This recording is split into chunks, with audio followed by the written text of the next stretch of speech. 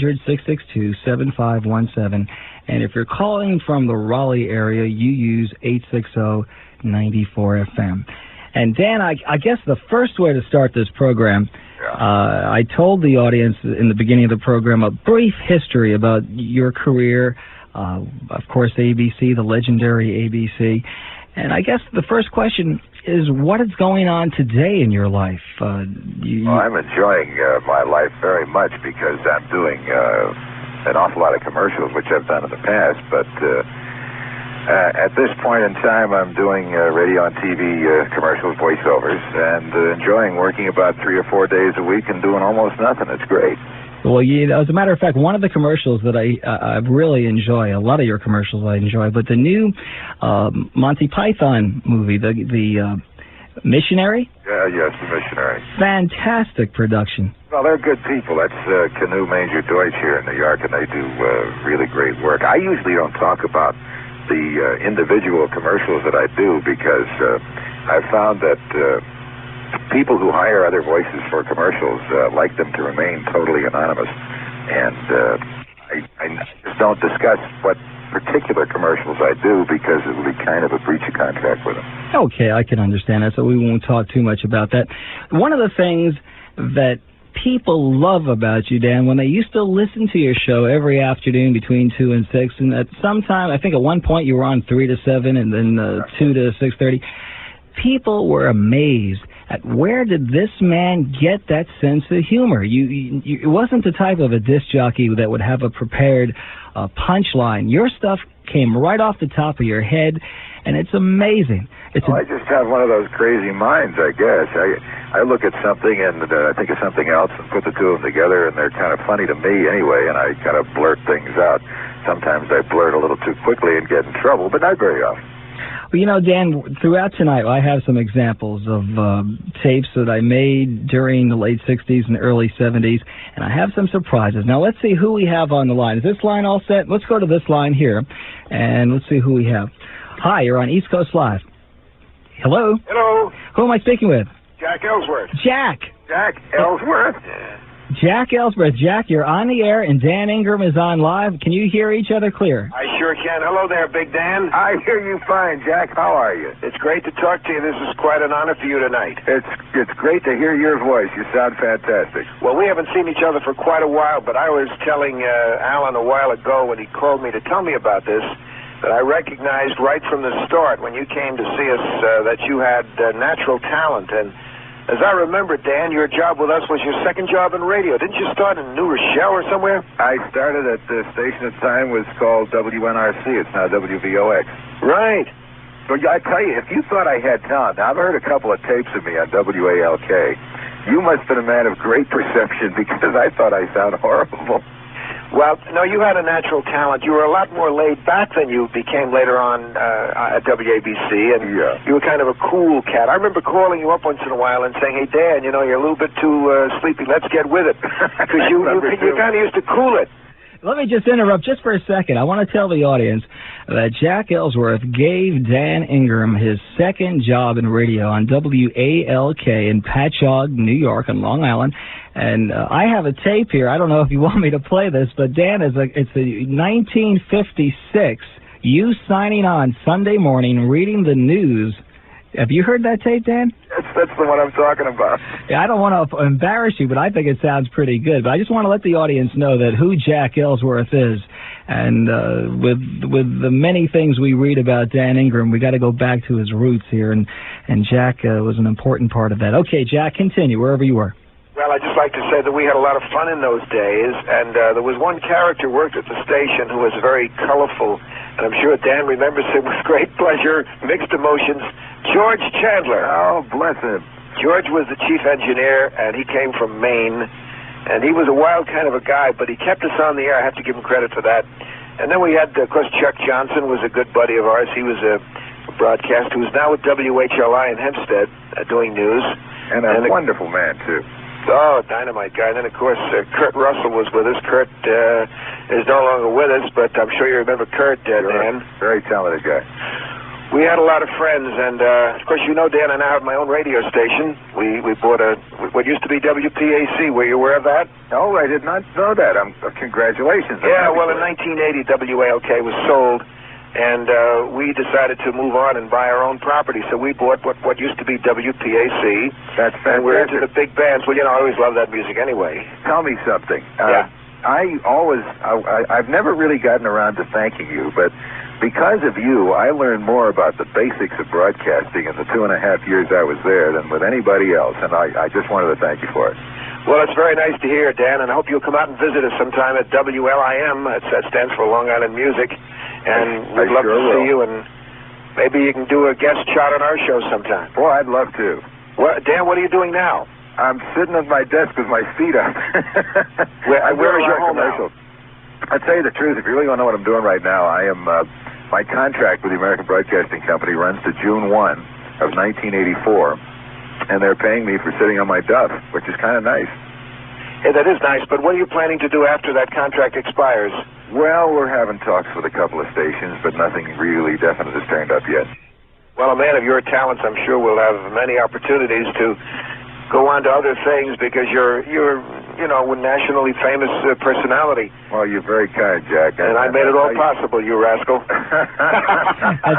You know, Dan, some people, I've read in magazines where they say you're the highest paid disc jockey in the world. I don't want to get into that, but I just want to let everyone know that your car wasn't even working. You had to ride your bicycle to work at ALK. That's right. I had a 1939 DeSoto. I was what they called the Baron of Bayshore for a while, and I used to have to get in my car and drive down to the lobby of the Bayshore Theater where we did a remote back to Patchogue. And one day, driving back to the studios of WALK, the car broke down, and that was that. I sold the car for the rubber on the tires and bought a bicycle and pedaled to work for about 6 months. Living in Canaan Lake at the time, I believe. You're absolutely right. And I have a picture. I have a color slide of yours, and we were going through some slides, you know, looking at the kids as you do once in a while, and I came across Dan sitting in the lobby of the Bayshore Theater as the Baron of Bayshore. Oh, my Lord. We did a remote from there, Alan. It was kind of a, another studio setup. We just did an hour a day, and Dan did the show from down there. And I don't recall hearing, other than that tape, Jack and Dan, I don't remember what your regular air shift was like. Did you do a crazy kind of show? Did you that you were doing on ABC with a lot of funny different gags? I had the most fun with. There were two shows. One was called The Famous 4 at 4, which was Jack, as you may or may not know, has practically every record that Tommy Dorsey, Duke Ellington, Glenn Miller, and Benny Goodman ever made. And he used to play one of each of them every afternoon at 4 o'clock, and it was my duty to do that, and I really got a feeling for big band sound. I think it was part of my education in music, which certainly helped me along through later years. The other one was a show that Jack used to let me do on Saturday nights called The Quiet Corner, where I'd play some very quiet jazz and had a wonderful time doing it. You know, the studio, too, what I recall about that studio at WALK, it was up a few feet above everything else, and it had this neat look about it. It was a very well-built radio station. It looked great. Incredible facility for a suburban station. It really is one of the biggest and best I've ever worked at. And not only that, those 2 or 3 steps up used to make you feel like a star when you step in the studio. Yeah. Jack, thank you very much, Jack, for taking the time tonight. I know it was very short notice, but it wouldn't be complete to pay tribute to Dan Ingram without having you a part of it. One thing I remember, Dan, wasn't your dad associated with the big bands, Tommy Dorsey, in some way? Yeah. Sure. He and Tommy were very good friends, and they used to play together when they first came to New York before Dorsey had his own band. As a matter of fact, Tommy used to live down the street from my father. This is before I was born, but lived down the street from my father in Merrick, Long Island. And I want to tell you, I had probably the best fun I've ever had in radio when I worked for those 2.5 years in Patchogue. It was an absolute training ground. It was a revelation about what honorable broadcasting was all about, and I really can't thank you enough, Jack. Well, Dan, I appreciate that, and if you ever come to Patchogue again, the facility we have now is even more modern and more beautiful. It is just the ultimate facility. You come over to the station, I'll let you do the famous 4 at 4 any day. Okay. Thank you, Dan, and thank you, Alan, for letting me participate. Jack, it was a pleasure. Okay, fellas. Thank you. Bye-bye. Okay, Jack Ellsworth from, what was that, Dan? What a dynamite guy. Yeah, he is, and it was nice. I can remember visiting the station when I was a little kid, and I would I'd found out that he gave you the second job, and he would take the time to explain to the kids, yes, Dan was a great talent here. I'm glad he was here, and he would tell us little stories about you. And when you were making it in the big time, he didn't try to use your name. And I'm a friend of Dan Ingram. He was very kind. He treated you with respect, and you know how a lot of radio people get with an ego trip. Jack was never in that vein. Jack is one of the nicest guys in the business. Absolutely a prince of a fellow. I'll tell you what, for the listeners now, and we have a full switchboard, by the way, but for the listeners who are trying to get this all into their mind, okay, they know that... You've got to play that sign-on. Okay, you want me to play that? Okay, let's dig that out right now. Let's see here. That's not the first thing I had. Let's see what's the first... Play whatever you want, but that sign-on was January 1st, 1954. Okay, let's see if I can find that real quick. If not, I'll tell you what we have all queued up here. You got it. Wait a minute. Here it is, 1956. Okay, here we go. Here's that sign-on, folks, that we're talking about. And then I'm going to play some tapes of Dan Ingram in the 60s and the 70s. But this is what he sounded. How old were you, Dan? I was 19 years old. Okay, 19 years old. Here we go. Good morning, Long Island. Radio station WALK-AM at 1370 kilocycles on your dial begins another day of serving you, our listeners and friends. WALK-AM at 1370 on your dial is owned and operated by the Suffolk Broadcasting Corporation. Our studios, offices, and transmitter are located at South Country Shores in East Patchogue. WALK-AM operates with a power of 500 watts from sunrise to sunset by authority of the Federal Communications Commission. WALK-FM is on the air until 11 p.m. And also at this time, WALK-FM begins another day of serving Long Island and the entire New York and New Jersey metropolitan area.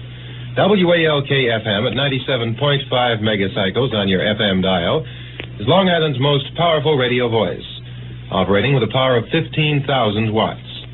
WALK-FM is also owned and operated by the Suffolk Broadcasting Corporation.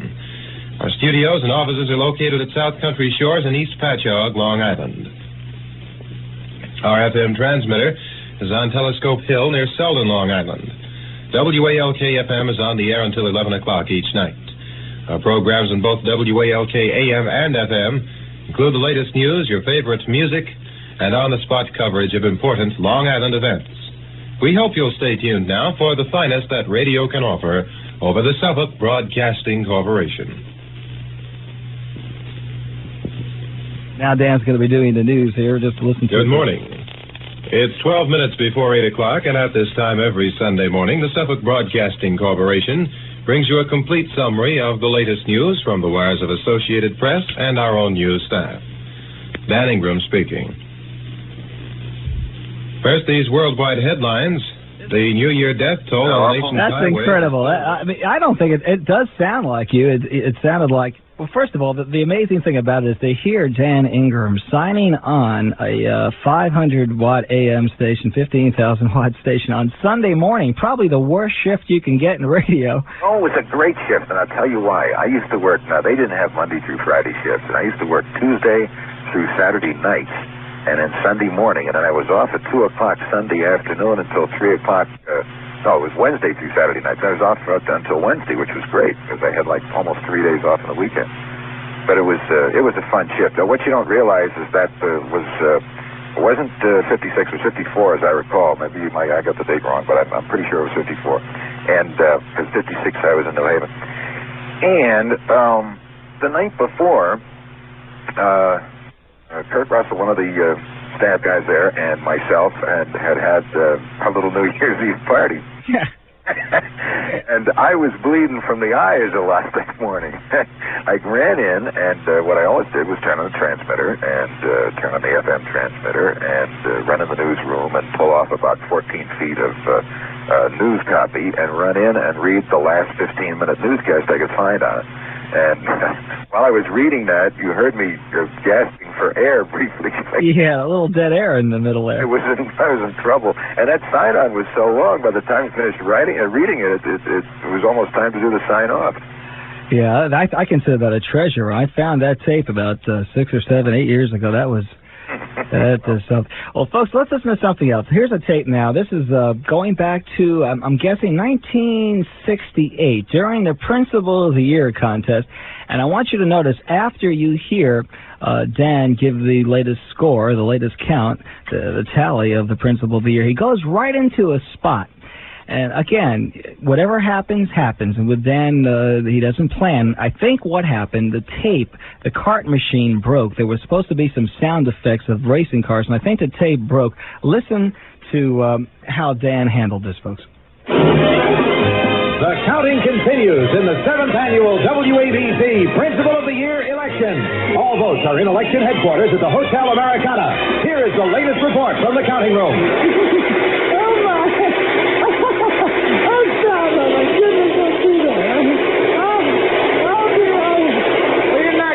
Counting room, please. Give me the results here.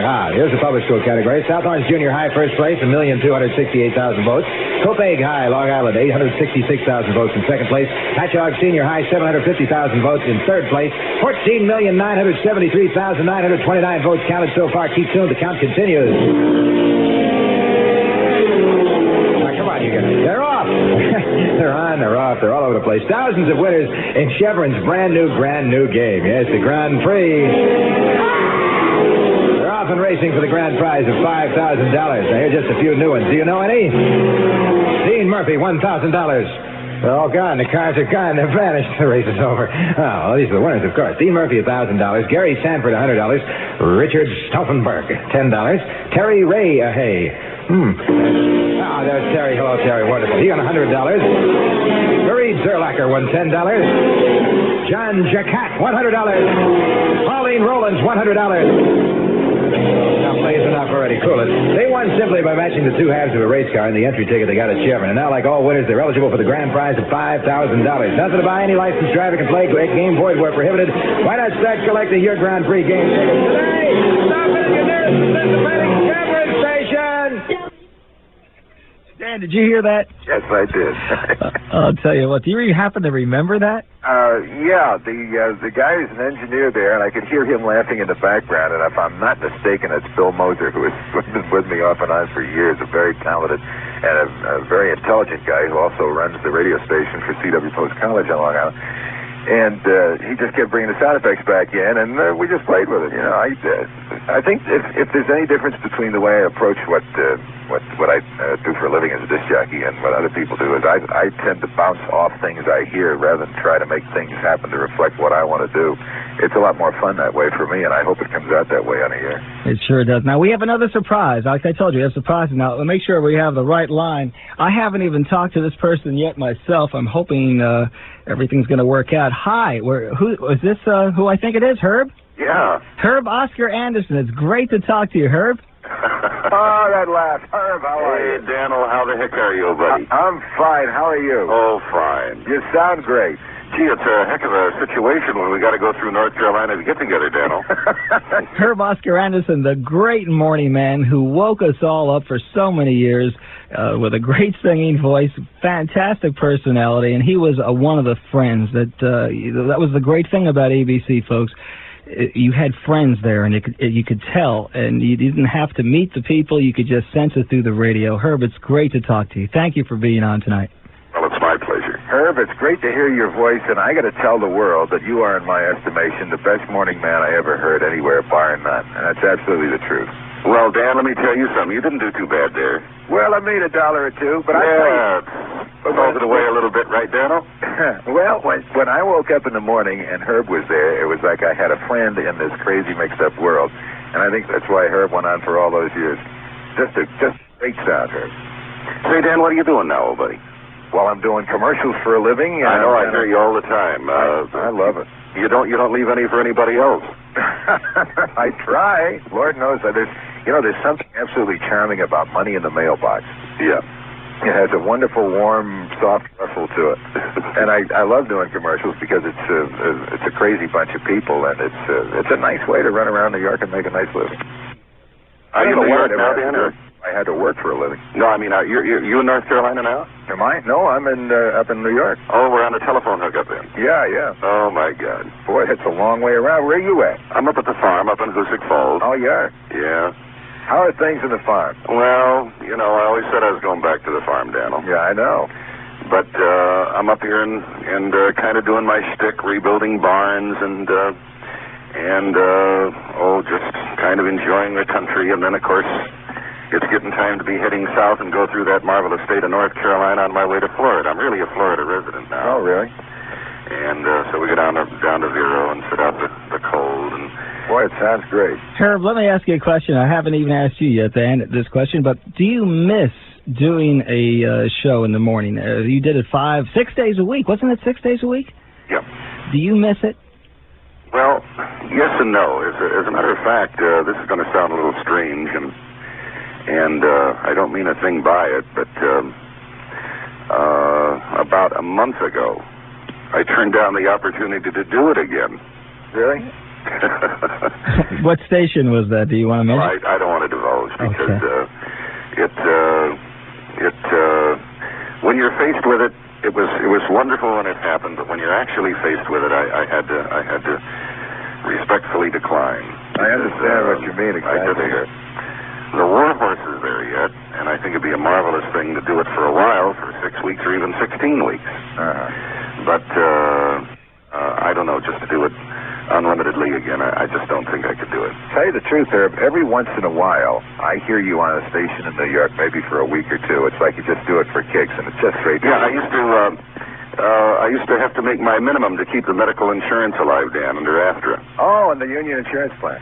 So Bob Vanderhayden over at CBS, they used to have a HOA week. Mm-hmm. And he'd pay me $999.99 so that I'd have to do the second week. Come up with the valve for my major medical, That's great. Herb, I don't know if you remember, but when you would take a vacation and Dan would do your morning program, I don't know if you were out of town or what, but he would sing with your jingle. He would make up his own words. Did you ever hear Dan do that? Oh, yes. I would say, Dan just gave me a very good compliment, but I got to say this. I think for longevity, for staying power, for all of the things that go with radio, I think I'd have to come in behind Daniel because nobody could touch Dan in his time slot. Nobody has really ever done nearly the amount of commercials that Dan has done. He had his own production company and a very dedicated man in his profession. Well, thank you, Herb. And that's quite a compliment. Say, Dan, what's Ron doing now? Ron is starting to do some commercials, and he too he has a contract which runs for another year that the ABC is paying him not to work. And I talked to Rick about quite a while ago when you guys were firing up there. Yeah. And limitedly, you know what I mean. Mm-hmm. But God, it's hard for me to get out of the country, Daniel. Yeah, I understand. Well, it's funny because everybody thinks Ron is a country guy, but Ron was always an urban kid down south when he grew up, and he loves looking out over Central Park from his Central Park South apartment. He just enjoys it. He's having a wonderful time. Yeah. They did Dan, I never got to tell you, but I enjoyed that special that they did, Metro Media did. Oh, wasn't that nice? I thought it was just great. You're talking about WNEW-FM? Right. Yeah, we have a couple of, we're going to play a couple of excerpts from that, and later on tonight I have the man who produced that coming on because, Herb, by the way, I must say they did a great job, and even though you were talking from, I believe, Miami on the telephone, the quality was excellent. And when you did your little shtick where you said hello to everybody, it brought back so many memories. And, you can't recreate that. You can't bring back the old days, so to speak. But I want you to know that for the thousands of people who are listening now who are living in the Southeast, who were originally from Connecticut or New York or New Jersey, those people love you. As a matter of fact, while I have you both on, why don't we take a call or two, okay? Okay. Does it sound good? That sounds good. Okay, let's see who we have on this line. Which line should we go to first? We'll go to this one here. Hi, you're on QDR's East Coast Live. Yeah, how you doing, Alan? Fine. Who do we have on the line? Yeah, James Frost. Okay, James, you're talking with Dan Ingram and Herb Oscar Anderson, legendaries. And what's your question? Yeah, I was wondering how you professionally you go about perfecting your voice for commercials. Well, I never tried mine. I never did anything. And I know that Herb has got one of the most natural, wonderful voices in the world. I don't know, did you? I know you sing, Herb. You must have taken some lessons. Well, I really started off as a singer, Dan. Yeah. Yeah. And I still have your album with the tractor on the cover. I love it. Hey, Dan, I got 3 of them now. 3 of them now? Yeah. Well, bless you. That's wonderful. As far as the caller is concerned, perfecting your voice, I'll tell you what I did, and it's probably the best thing to do, is if you're working somewhere, air check yourself, record yourself off the air and go home and listen to what you really sound like, and it'll be a revelation to you. My first feeling that I'd had a good show for the first time in my entire career was when I was working in New Haven in Connecticut. I'd been there a couple of years and taped one particular show, and I heard something that I did that I liked, and I started to imitate myself on that tape, and it turned out to be fairly saleable because later I got offered a job in Dallas, Texas. Then I went to St. Louis and then to New York. So just listen to yourself and find out what you like. Don't worry about developing a big, deep voice because that doesn't matter anymore, really. Yeah, if I could make a suggestion. Sure. One of the very first things you should do, now of course, this shouldn't be a practice or anything, but to acquaint yourself with your voice, if you take your little fingers and place them firmly in your ear. Right. And then make sure, as you talk, sit down, get a piece of newspaper or anything, and then sit down, make sure that you hear every syllable, and read slowly to acquaint yourself with your voice, because there's an awful lot of words that you'll just slough over, and you're not even conscious of it. But this will make you conscious of your voice and listen through your head, so to speak, because you'll not be listening through your ears. And this is a very good basic step for introduction to training a voice, and then from there you can go on to a million things. But I would even find myself at times driving in the morning and just put one finger in my ear or something like that, just to constantly keep the voice fresh, so to speak. Good answer. Thank you very much for your call. Before we move on to another call here, let's see. Let me clear that line here. I don't want to disconnect. We have so many people calling in. I'm glad to say 800, if you can get through, 800-662-7517. Last week, one of my guests was Ray Kramer, who did the original sound effects for the War of the Worlds, and we were talking about the way radio was in 1938. And I'm speaking to you now on WQDR, which is, I guess, for the lack of a better term, because there are many terms to describe this kind of radio, album-oriented rock, an FM station. But the reason we are paying tribute tonight to ABC, which is no longer music radio, and we'll explain that later, but they laid the groundwork for the kind of radio we are listening to today. In the 60s, ABC, and Herb, you were there, Dan, when the Beatles came to America, ABC was there. ABC was the station that when they were number one, they weren't number one with a 5 share or a 7 share, which a station today could claim to be number one, but with a 25 share and even higher, which is amazing. And in those days, there were really no rules. In particular, they were playing a new ball game. Dan and Herb and all the other great disc jockeys there were playing rock and roll music, and they were doing it in a totally new way. I guess I'm lost for words, but what I want everyone to realize today is that even though you're listening to an FM station and we're talking about an AM station, WABC, it was WABC and stations like that made way for the radio we have today. And then that's one of the reasons that we are paying tribute. Because I got to ask Dan a question. Sure, what? Speaking of the Beatles, remember when we were sitting in Rick's office and Capitol Records came up and we were desperately looking for something new and the guy had to sell us on the Beatles? That's right. Do you remember that, Dan? Do I remember? You mean you didn't like the Beatles? No, we were looking, we were aware, but we weren't, we wanted to go with something. And we needed something to go with. And you look back on it, and to think that the fellow from Capitol Records had to plead his case.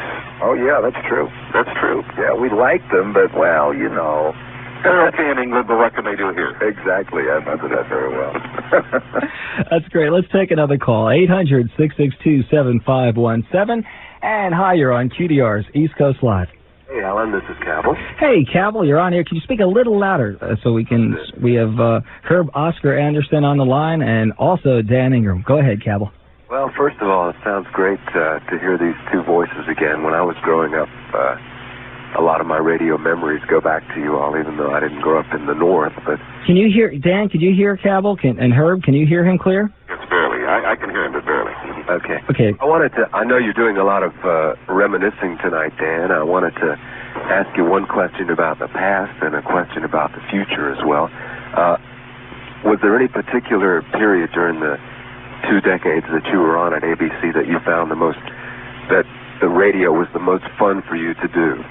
I'll tell you something. I've been asked that question before, and I have a standard answer for it, which may sound a little pat, but it's for real. To me, whenever I went to work, even before ABC, every day was fun. Every day was a new adventure. Every day was something new. And right to the very last, and including the very last day at WABC, it was fun. And I couldn't pick out one particular era that was a golden age, because everything was a fresh challenge and a fresh start and a fresh beginning and a fresh show. And I always brought that to my work. And thank goodness, I'm one of those people who's doubly blessed. I enjoy doing what I do, and I seem to have been very lucky with it. It's amazing when you find something that you enjoy that much and they'll pay you for it. It is, and it's a lot cheaper than hiring a psychiatrist, because you can give all your aggressions on the air, you know.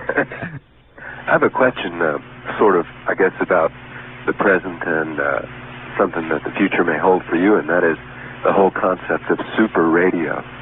Something that is a satellite network of radio that didn't quite get off the ground, but I didn't even explain to the audience about that yet, but since you brought that up, for those who are listening, when and Dan, was it okay to talk about this? Sure. Okay, what happened was when WABC ended, and I'm going to let you hear Dan Ingram's last broadcast in just a second, but when they stopped playing music and switched to the all-talk format, which they're doing now, there was plans at that time to get a hold of a satellite and have a system called Superadio, where the top disc jockeys they could get their hands on, Dan Ingram included, would be on, coming from New York, but it would be heard on stations all over the country. And you were looking forward to it. Ron Lundy was looking forward to it.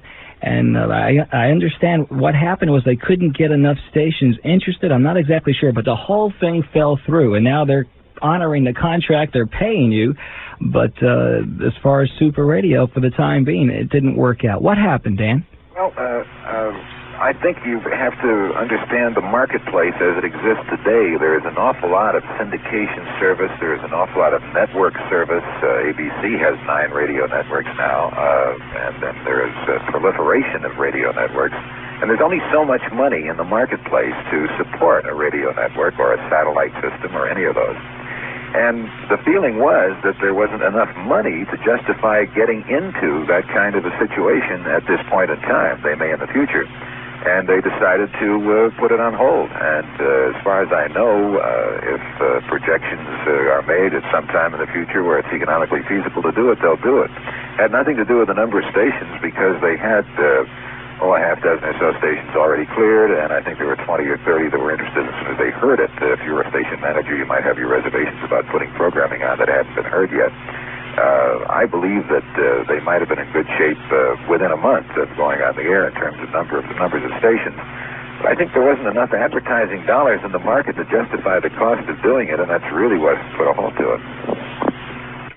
And I must tell you, in all honesty, that ABC has been totally honorable and very, very nice to me throughout the whole period.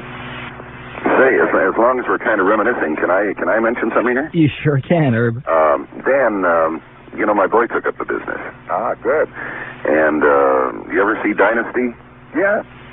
Well, he didn't want anything to do with my name. I have another son that's going to use my name now, Herb Oscar Anderson II, who's in the business. But he's John James, who plays Jeff Colby. I must tell you I knew that, and congratulations. Oh, did you?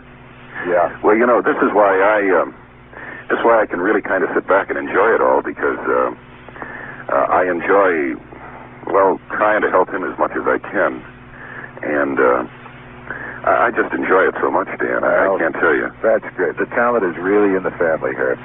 I tell you, I'm so damn proud of him. I just, he didn't want anything to do with it. He wouldn't let me help him. Of course, in that acting, you really can't help him anyhow. Mm-hmm.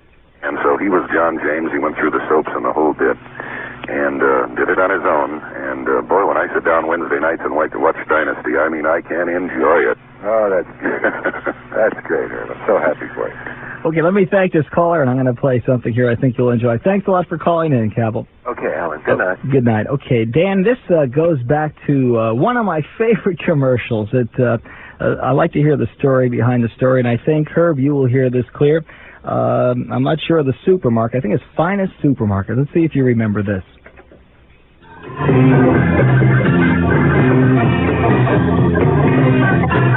Yes, indeed. Tis the time of the season there. The zombies, number 21, laughing and marching. Hey, it's 3:15 already. Listen, now, you be fussy. You shop Finest Supermarkets. They're fussy about how they show their meat. No overlapping, that's their motto. You see more of every piece of meat you buy, so join the fussy ones. Don't do that. Shop Finest Supermarkets, and don't forget you can still get Volume 1 of the famous Funk and Wagnall Encyclopedia for only 9 cents at Finest Supermarkets only. Oh, my turn, huh? All right. Finally sunny, windy, and cold this afternoon with a high near 40. Fair, windy, and cold tonight. You, listen, I couldn't explain to you what's going on in here, folks, so don't, Fair, windy... Dan, what was the story on that? I really couldn't explain it to you. Remember that? I remember it, but when I said they don't overlap their meats, there was some gestures being made which I can't even begin to intimate. That was it. I went, and then when I got to Funk and Wagnall, that destroyed me. Okay. I remember it was the engineer making a particular movement. Their own thoughts when you were doing a commercial or something. That was funny, Dad. Pretty Dad.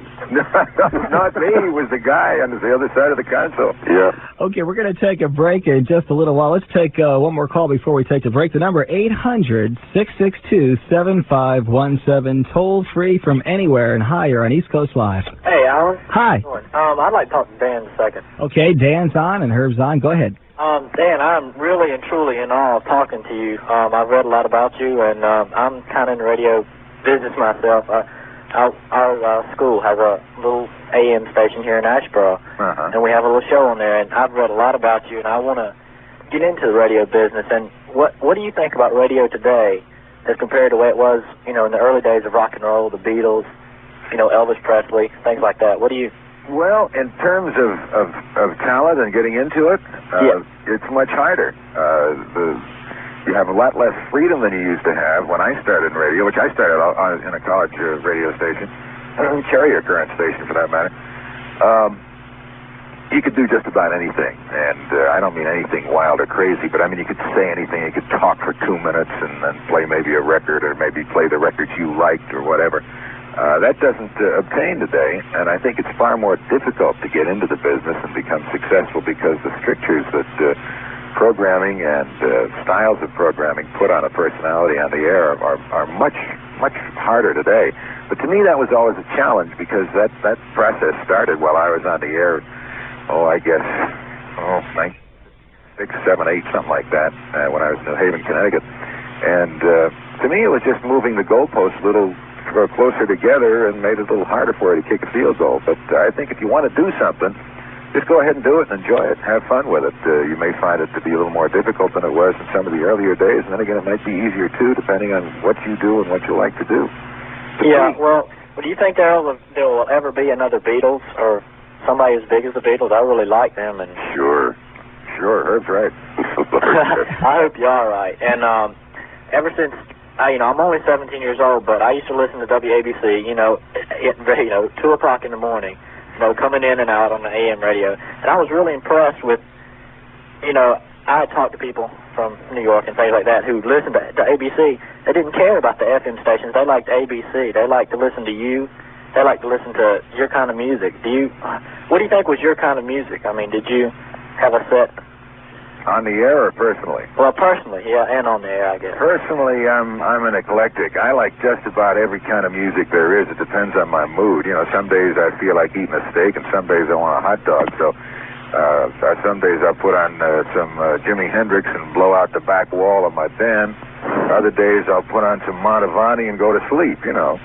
But I like it all. I especially like the music I was playing on the air because it was fun music, and I enjoy having fun. And I think if you can't have fun with what you're doing with your life, you might as well pack it in. In terms of what I played on the air, what we played was pretty much a mirror of what the public was interested in, because we were that. We were a pop music station, and we had to determine as best we could, and the methods that were in use at the time, I think, were about as pure as the driven snow. We had to determine as best we could what people wanted to hear. And that was the biggest part of our broadcast day, making sure we're playing the right music at the right time. And the people who made those decisions, because disc jockeys didn't make them, we went to music meetings and had some element of input, but not much. The people who made those decisions were very old, flinty people who knew exactly what they were doing, and they did a damn good job of it. That's because they had to. It was their job, and I think it turned up in the numbers, too. Yeah. Well, let me thank you for this call. We have a lot of calls coming in, and If I could just tell you. Oh, sure. If you're going in the business, I don't know what the innovation is going to be, but there is going to be innovation in radio down the road, because there's going to have to be. Earlier in the program, they were talking about the shares of audience, which we were able to have in the 20s, and sometimes up to 25 shares of audience, which is incredible. By today's standards, you simply won't get those shares simply because of the saturation of numbers of stations. But somebody, as well as the Beatles, will be replaced by somebody else. In the broadcast media, there's going to be another innovator coming along. And if I was a young man, I would probably do what I had to do to make a living. But in the back of my mind, I would constantly think innovation, because innovation is going to come along in the broadcast media somehow, someplace, somewhere. Just like FM today is an innovation over what it was originally. It started off as very good classical music, et cetera, and it was uninterrupted by commercials. Well, as youth developed, they more or less took over the FM market. They claimed that as their own, and AM was for the old folks. But there will be innovation in radio, and I don't know at this point what it's going to be. Whoever it is comes along with it is going to put their brand name on it, and they might very well be calling you up 20 years from now, 30 years from now, saying, hey, how did you think about it? Well, I'm really in awe of talking to you. It's really a great privilege for me to be able to talk to somebody who's such a giant in the radio business. And I'm thankful that I had the opportunity to talk to you and get your insight on life. Well, thank you. Thank you very much for your call. Thank you. Bye-bye. 800-662-7517. We're going to take a break here in just a second. Herb, I want you to listen to this. Dan, I don't know what the story is, but one day I was driving down the street, and I can recall listening to Bob Hart doing the news, and he was laughing about something, and I'm not exactly sure. Oh, wait, that's coming up in just a second. There's a little bit before it. But Bob Hart was laughing, and as soon as I got into the house, out of the car, I turned on my tape recorder, and you're about to hear what was going on. And then, Dan, I'd like an explanation. First, there's another little bit before that, so we'll stay tuned to that. Here we go. Oh, isn't that nice? That's beautiful. Love theme from Ben-Hur. You remember Ben-Hur? Strange guy. It's a little weird. It's 26 minutes before 4 right now on WABC. Roger Ingram travesty. Oh, that feels wonderful. Do it again. The sound of soft drinks in aluminum ring-top cans. The sound of bottles with twist-off caps. Whoopee! Everybody's making it. Okay, now that part with Bob Hart, that's coming up right here. Like I said, it starts in the end of the newscast because, like I said, I just got the tape recorder on time. Here we go. Varnishing the job of Welfare Commissioner Jack Goldberg. Thus far, no comment from Jack Goldberg. The Public Service Commission of New York plans to go to court in a suit against the Penn Central. The PSC charges the Penn Central with failing to obey an order to improve passenger service in New York. Right now, 82 degrees in New York under sunny skies. News at 55 and 25. Running something up Dan Ingram, this is Bob Hart. told you to stop that infernal smiling, Bob. WABC, New York. Oh, man. It's a holiday. All the executives are out, right? Well, they may be listening. Which is you and your... Okay, Dan, do you remember that? Very vaguely. We used to do thin jokes about Bob Hart. You know, Bob Hart is so thin, he was sitting in a sports car and got shifted into the third gear by mistake. Or Bob Hart was so thin, he put on a red yarmulke and they thought he was a pencil. You know, those kind of things. And as I recall, there was some remark about him looking like a flagpole, and somebody ran something up the flagpole, and he's been walking funny ever since. I think that's what he was referring back to. But I used to do that all the time with Bob. He's an awful nice guy. He works at ABC Radio Network now and still does news, and I don't know that anybody else can break him up the way I do. I seem to have the key somehow. It was kind of fun. Okay, Herb, I want to thank you so much for being on tonight with such short notice. It was a really nice surprise to have you on, and I'm speaking for many people who listened to you for so many years, and people, to even the ones today that you were mentioning, that some in the business say that FM took the youth. The FM took all the music lovers, the rock music lovers, away from AM. But those very same people wish that there were people on the radio today with the talent and with the charisma that you have. And it's an honor to talk to you, Herb. Thank you very much for joining tonight. It's a real pleasure on my part. And if I could just answer what Dan was, how he enjoyed going to work. I used to think a little bit different because I always thought of the individual. I never thought of the mass. And if you think of the individual, it's pretty hard not to have a one-to-one contact. Radio is still the one-to-one contact. And if you think of the housewife walking around in the morning with her hair up in curlers and the long robe on and slippers, and she's saying, my God, what's ahead of me today? And this is the one thing that I really miss about radio today, and I wish that somehow, and maybe by mentioning to you, we can get into it. But somebody's got to put some optimism. I think there's a complete negativism that is overtaking the broadcasting industry. And as you said, you used to tune on the radio and there used to be a smile, there used to be a friend there. And you drive along now and you don't get that feeling anymore. I know that talent costs money, and for this reason, management, of course, plays talent down. But somebody has got to start putting a smile in radio. It's got to be more than just playing a record. It's got to be more than just shouting out slogans, because anybody can do that. But somehow, somebody's got to get optimism back in the broadcasting media, which is sorely lacking. I tune in the stations now, and I can go from one to the next one. And I think that optimism and all of the necessities of life, joy, sorrow, it's a song that has to be sung. And a song that is sung in a flat key is a very monotonous song. But if you give them all of the experiences of life and package it in broadcasting, put optimism up there in front. And I think a lot of people will be surprised how powerful broadcasting is and what a job it can do. You're so right. You're so right. And that's true. I think what happened, one of the things that happened, Herb, is that radio stations became so formatted that disc jockeys' only purpose for a while was to give the time and temperature and get more music out. And the personality was de-emphasized. And I think as a result, maybe some of the talented people who would normally be going into radio didn't have the desire to just give the time and temperature. Maybe that's one of the reasons. Well, personalities cost money. And I know that fractionally, radio stations have trouble paying those salaries, but because of the fractionalized audience. But nonetheless, I think you're starting to see it turn around now the other way. I think you're finding more and more personality coming back in the radio, because it's going to have to come back in the radio. Herb's right. Absolutely. Don't you think, Dan? Yeah, there are more and more people coming in now. I hear more, especially when I'm out driving someplace in the middle of nowhere and turn on a small station. I'll hear somebody who says something a little bit differently or a little bit of twist and has some contact with the audience. I think it's coming back, and I think it's coming back strong, and I think it's coming back soon. Well, Dan, I wasn't kidding you the other when I just told you. And seriously, I got a telephone call, wondered if I would be interested in working. I said, hey, wait a minute, fellas. You know, I'm not a young man anymore. I'm not old, but I'm not young. Yeah. And but in a desperate situation, they realize that if they're going to penetrate the audience, now in New York, it's all personality up on top, isn't it, Dan, yet? Well, yeah, on the AM side it is. I think you find on the FM side, there's an awful lot of two kinds of people on the air.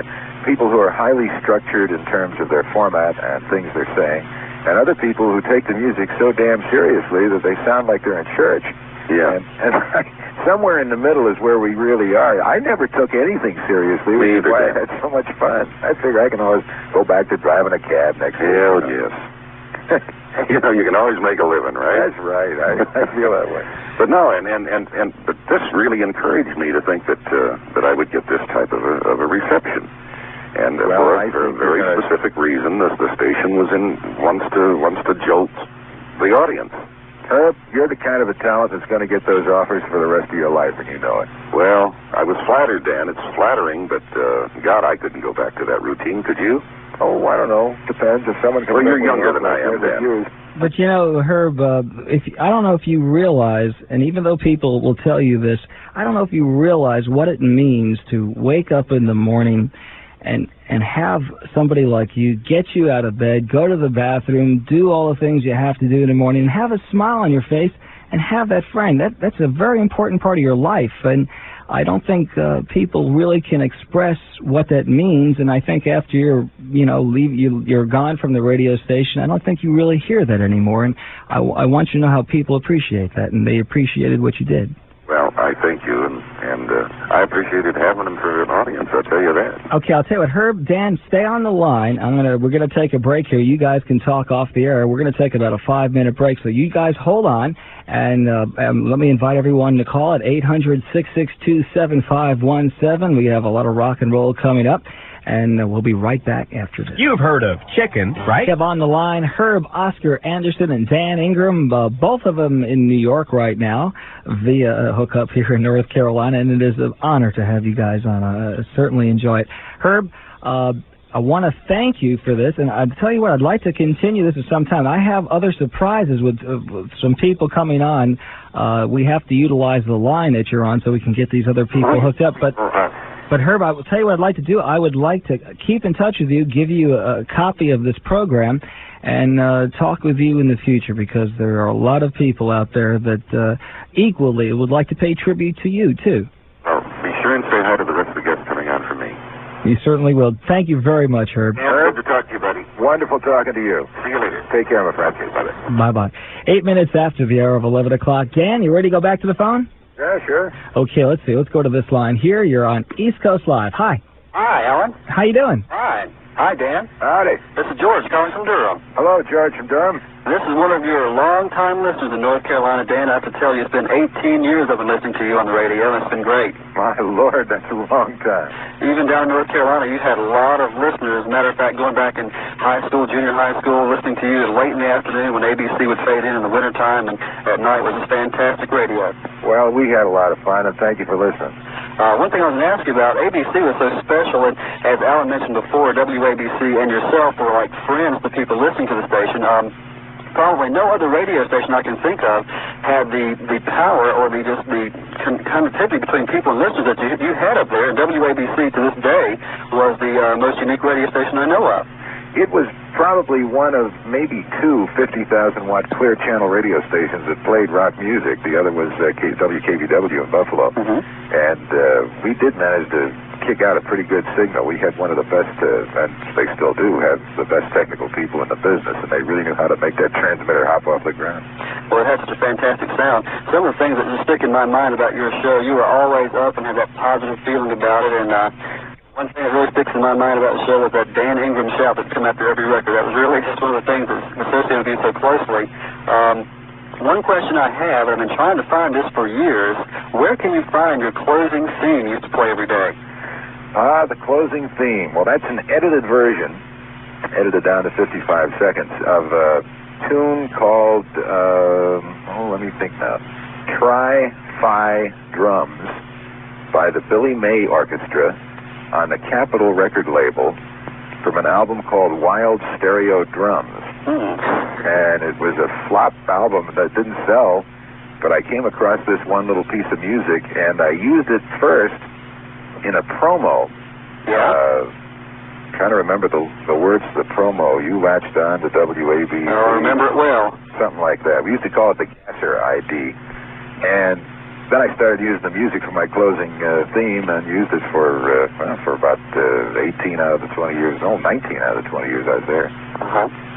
You know, reflecting on what this caller is talking about, it was when one of the things about listening to your show, and the rest of the station too, Dan, but your show in particular, when you would say charge and play those jingles, it was such an up after a hard day at school or work to get in your car and to hear somebody happy. It would rub off. It definitely would rub off. And I guess my question with that, Dan, is how did you deal when you had personal problems, and we all have personal problems, but how did you deal with that and still manage to be funny day in and day out? Well, the quick answer I always give is that I always thought of Friday. And every Friday, a piece of paper would leave the ABC building and go to my agent's office. And he would trim off 10% and send me the rest. And that meant for instant ebullience, jocularity, and fun. And that's the flip answer. It's true, I'm motivated by the money involved. But the other answer is I have a philosophy about work. First of all, if you're in this business, you're a professional. There are certain minimums below which you cannot go and accept money for. It's a breach of faith. The other side of that coin is that I feel that if they give me X dollars, I will give them X plus 1 or X plus 2 work so that when I go home each day, I feel that they owe me.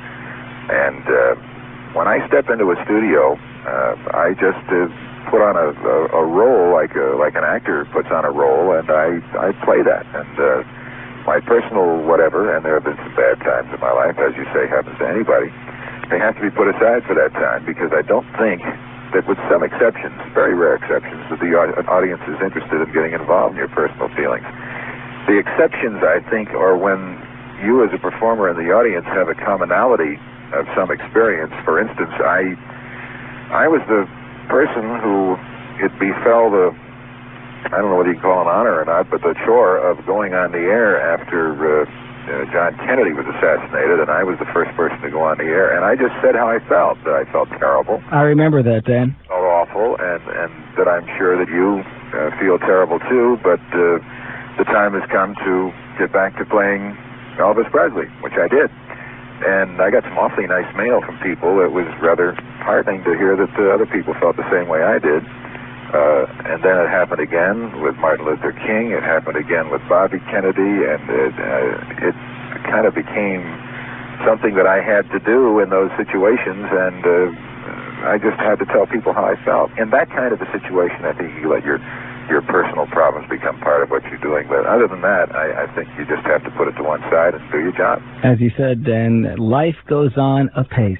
It do. It sure do. Yeah. George, any final comments? First of all, I mentioned that Dan is probably one of the, reasons that I got into radio myself, and being in radio for about 8 years or so, you always wonder what a day would be like at WABC. Could you give a brief, description of an average day at your station? Well, you have to realize that WABC is a very unusual station in that the people who work there usually don't spend a lot of time there, the people on the air. I used to get into the station and prepare for the show maybe 30, 40 seconds, which consisted of looking through the papers to see if anything else funny had happened that I hadn't heard about. And I just show off the top of my head. I never really prepared anything. In terms of being involved with the life around the station, I wasn't terribly involved, to be quite honest. I knew the people. I was friendly with, I had the good luck of having wonderful people in management, and especially in programming, a genius called Rick Sklar. Oh, yeah. And the day events, I was usually busy doing commercials, came in and did a show and went home. I hate to disappoint you, but a day in the life at WABC for me consisted of about 4 hours and 2 minutes. I guess it's hard for average, small-town radio people to realize that, because we go through so much in an average day at a smaller station. Oh, I've done that, too. When I worked in KBOX in Dallas, I used to get up at 5:15, walk into the shower and turn it on cold, come back, get dressed, get in the car. I lived exactly 5 minutes from the station. We were on the air at 5:30 in the morning in those days. I was on from 5:30 to 9. I got off the air at 9 o'clock. I was the production director. Used to run out to get some breakfast, come back at 10 o'clock and produce whatever stuff had to be on the air that day, go out for lunch, come back, go to a program meeting, talk about what contests we were going to do, things like that, personal appearances, go back into the production room and do whatever production had to be done for the next day, and usually got out of the place about 6 or 7 o'clock at night. and it was 12, 13, 14 hours a day. I was going to ask you, was it a major change? I'm sure it was, that when you went to the morning show back in '79 for about a year or so, how did you take that big change going from afternoons for so long to morning drive? Well, they asked me to do it. I really didn't particularly want to, but I had been a morning man for a long time, and it wasn't exactly foreign to me. It's a different kind of atmosphere in the morning, and I always admired Herb Anderson because he's incredible. I mean, he just came in and you knew you had a friend. It was hard work for me. And I don't think it was quite right, and eventually they felt the same way, and I went back to the afternoon.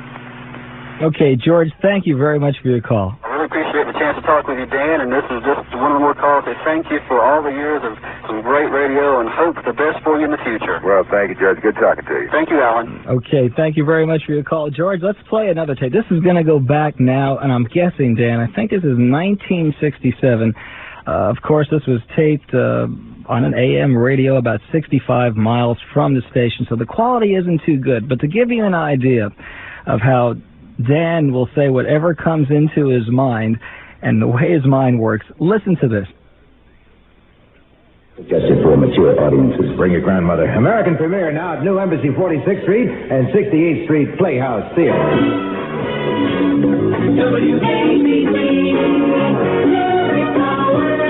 Ladies, by popular demand, Bohack has brought back its fantastic meat specials, shells of beef. That's right, gals. Look under the shell, right? Where's the lamb chop? Of course. Right, gals, this week Bohack is once again featuring U.S. government-grade choice shells of beef. Choice grade. They're great. And they have this butcher who is a giant guy who moves them around on the giant table with a basketball underneath. Whole or half, averaging 15 to 20 pounds for just 99 cents a pound. And remember, Bohack will gladly custom cut these shell steaks to your exact specification. I want one 3 millimeters, 2 micrometers wide. Right, sure. And the tenderest, beefiest steak you ever put a fork into. And to celebrate the wearing of the green, Bohack has a corned beef sale that will save you some green and money, too. Let's listen to this. Sugar-cured boneless brisket corned beef, front cut, just 59 cents a pound. And for more green savings, pick up a head of firm, crisp green cabbage, just 9 cents a pound. While you're shopping, don't forget to take advantage of the girls at checkout counter. No, don't forget to take advantage of the Dollar Day sale that's going on right now at Bohack, where by Gora, that's what it says there. It's Bigora, sir. At Bohack, right now at Bohack, Bigora, where better meals are beginning for less, indeed, yes, indeed.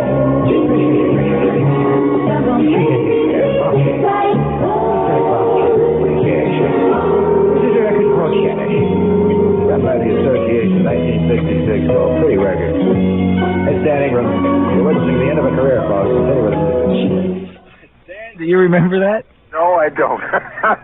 It sounds like some of the nutty things I did, but I look at, some of the funniest stuff in the world, and they don't mean it to be, is written commercials that you have to read. And as I said, I get into the studio a couple minutes before the airtime, and I sight read everything. I've never seen most of that copy before, and it just strikes me funny. Shells of beef and a shell game and put a lamb chop under it and all that sort of stuff. But don't forget to take advantage of the girl at the checkout counter.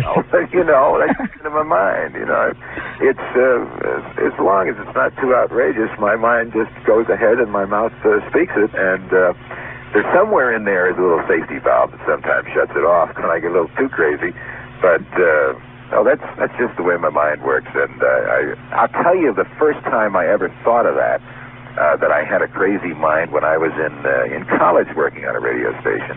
And back in those prehistoric days at Hofstra College, now Hofstra University on Long Island, they were kind enough to give me a full tuition scholarship, or I never would have gone to school there. But anyway, they had, in those days, what they called a panty raid. And I was reading about this in a newscast I was doing between shows, because we did everything, news shows, the whole thing. And I said, panty raid, that sounds like an industrial strength feminine hygiene product. And went on with well, I got some kind of terrible call from the dean saying you can't say that sort of thing. That was 1902 or something like that. But that's the way my mind works. It's crazy. And the amazing thing is the clients were happy about it. They wanted you to go crazy. You were one of the only person that I could ever recall that not only was allowed to do what you did, but encouraged to go off the wall, so to speak. Well, they felt, and I'll tell you, that almost without exception, there may have been one or two people who didn't like it and wanted it straight, but that's their prerogative because, after all, I'm reading their commercial and it's their money. But they felt that since I was doing something that called attention to the commercial rather than just reading it straight, they were very happy to get the extra, as one of them put it, magnification of their ideas. And I was very, very lucky in the fact that a long time ago, I learned that since the client's paying the buck, give him a good run for his money and sell his product. So I never, ever poked fun at the product itself. Really, I made an awful lot of fun of the commercials because, to me, commercials are ridiculous sometimes. Well, you had to read the same copy, word for word, 2 or 3 times a shift. Sometimes, yeah, but the challenge to me was to find something different to poke fun at each time I read it. All right, like the Markel commercials, which I have a collection of. We did that with Markel. We did it with, there was a time when there was a Chicken Delight show. I forgot what the heck the commercial was. But anyway, they had different names for different stores because they had just taken over all these different chicken stores.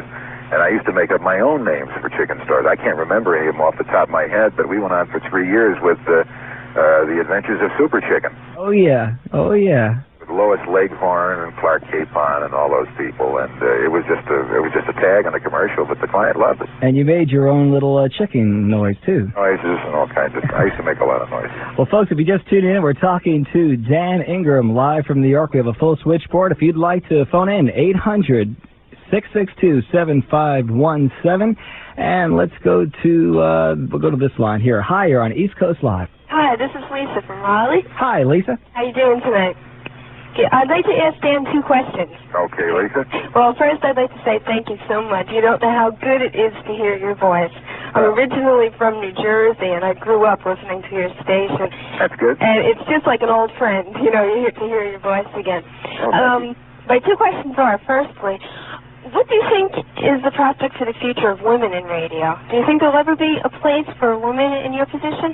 Well, first you have to realize we live in a sexist society. Yeah. And I'm sure you already know that by now. I think it's outrageous. I think it's unreal. I think it makes no sense whatsoever that the voice which is supposed to show authority has to be masculine. Mm-hmm. There's a word for that, and it has to do with prairie pie.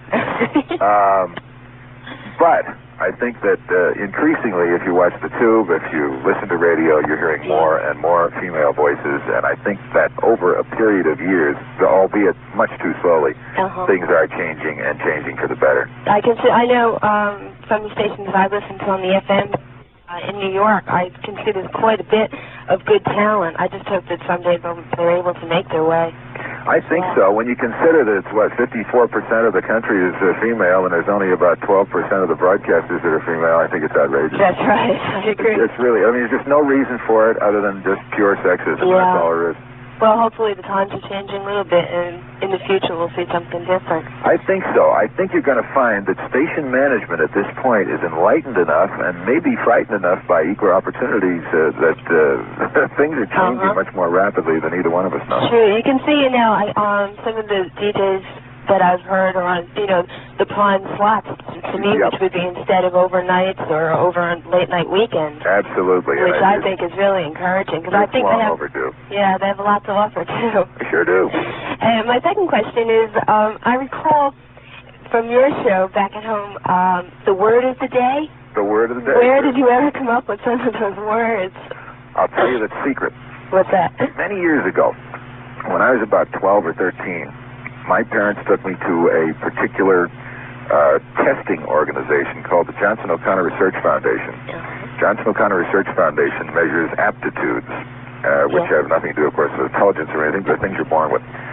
And I saw on the shelf there a book called The English Vocabulary Builder. And this book lists words, not in alphabetical order, but in order of how little they're known by the population. In other words, the first word in the book will be known to 99% of the population, and the last word in the book will be known to 1% of the population. I see. There are 3 volumes of those books, and I went through them looking for words that people never heard before, or most people never heard before, or I never heard before. that had meanings that sounded not necessarily like what the words sounded like, so I made up my own meanings, which sounded what I thought the words sounded like. Yeah, it was great for a laugh. It used to crack me up constantly. I loved it. I used to come in and I had a blank memo pad and the book, and I'd look up the thing, and while the first record was on, I'd start writing out meanings. I usually would get about 4 of them and then repeat them during the show. Mm-hmm. The other thing is a dictionary called Mrs. Burns' Dictionary, which has words nobody's ever heard of. I can imagine. Yeah, it's.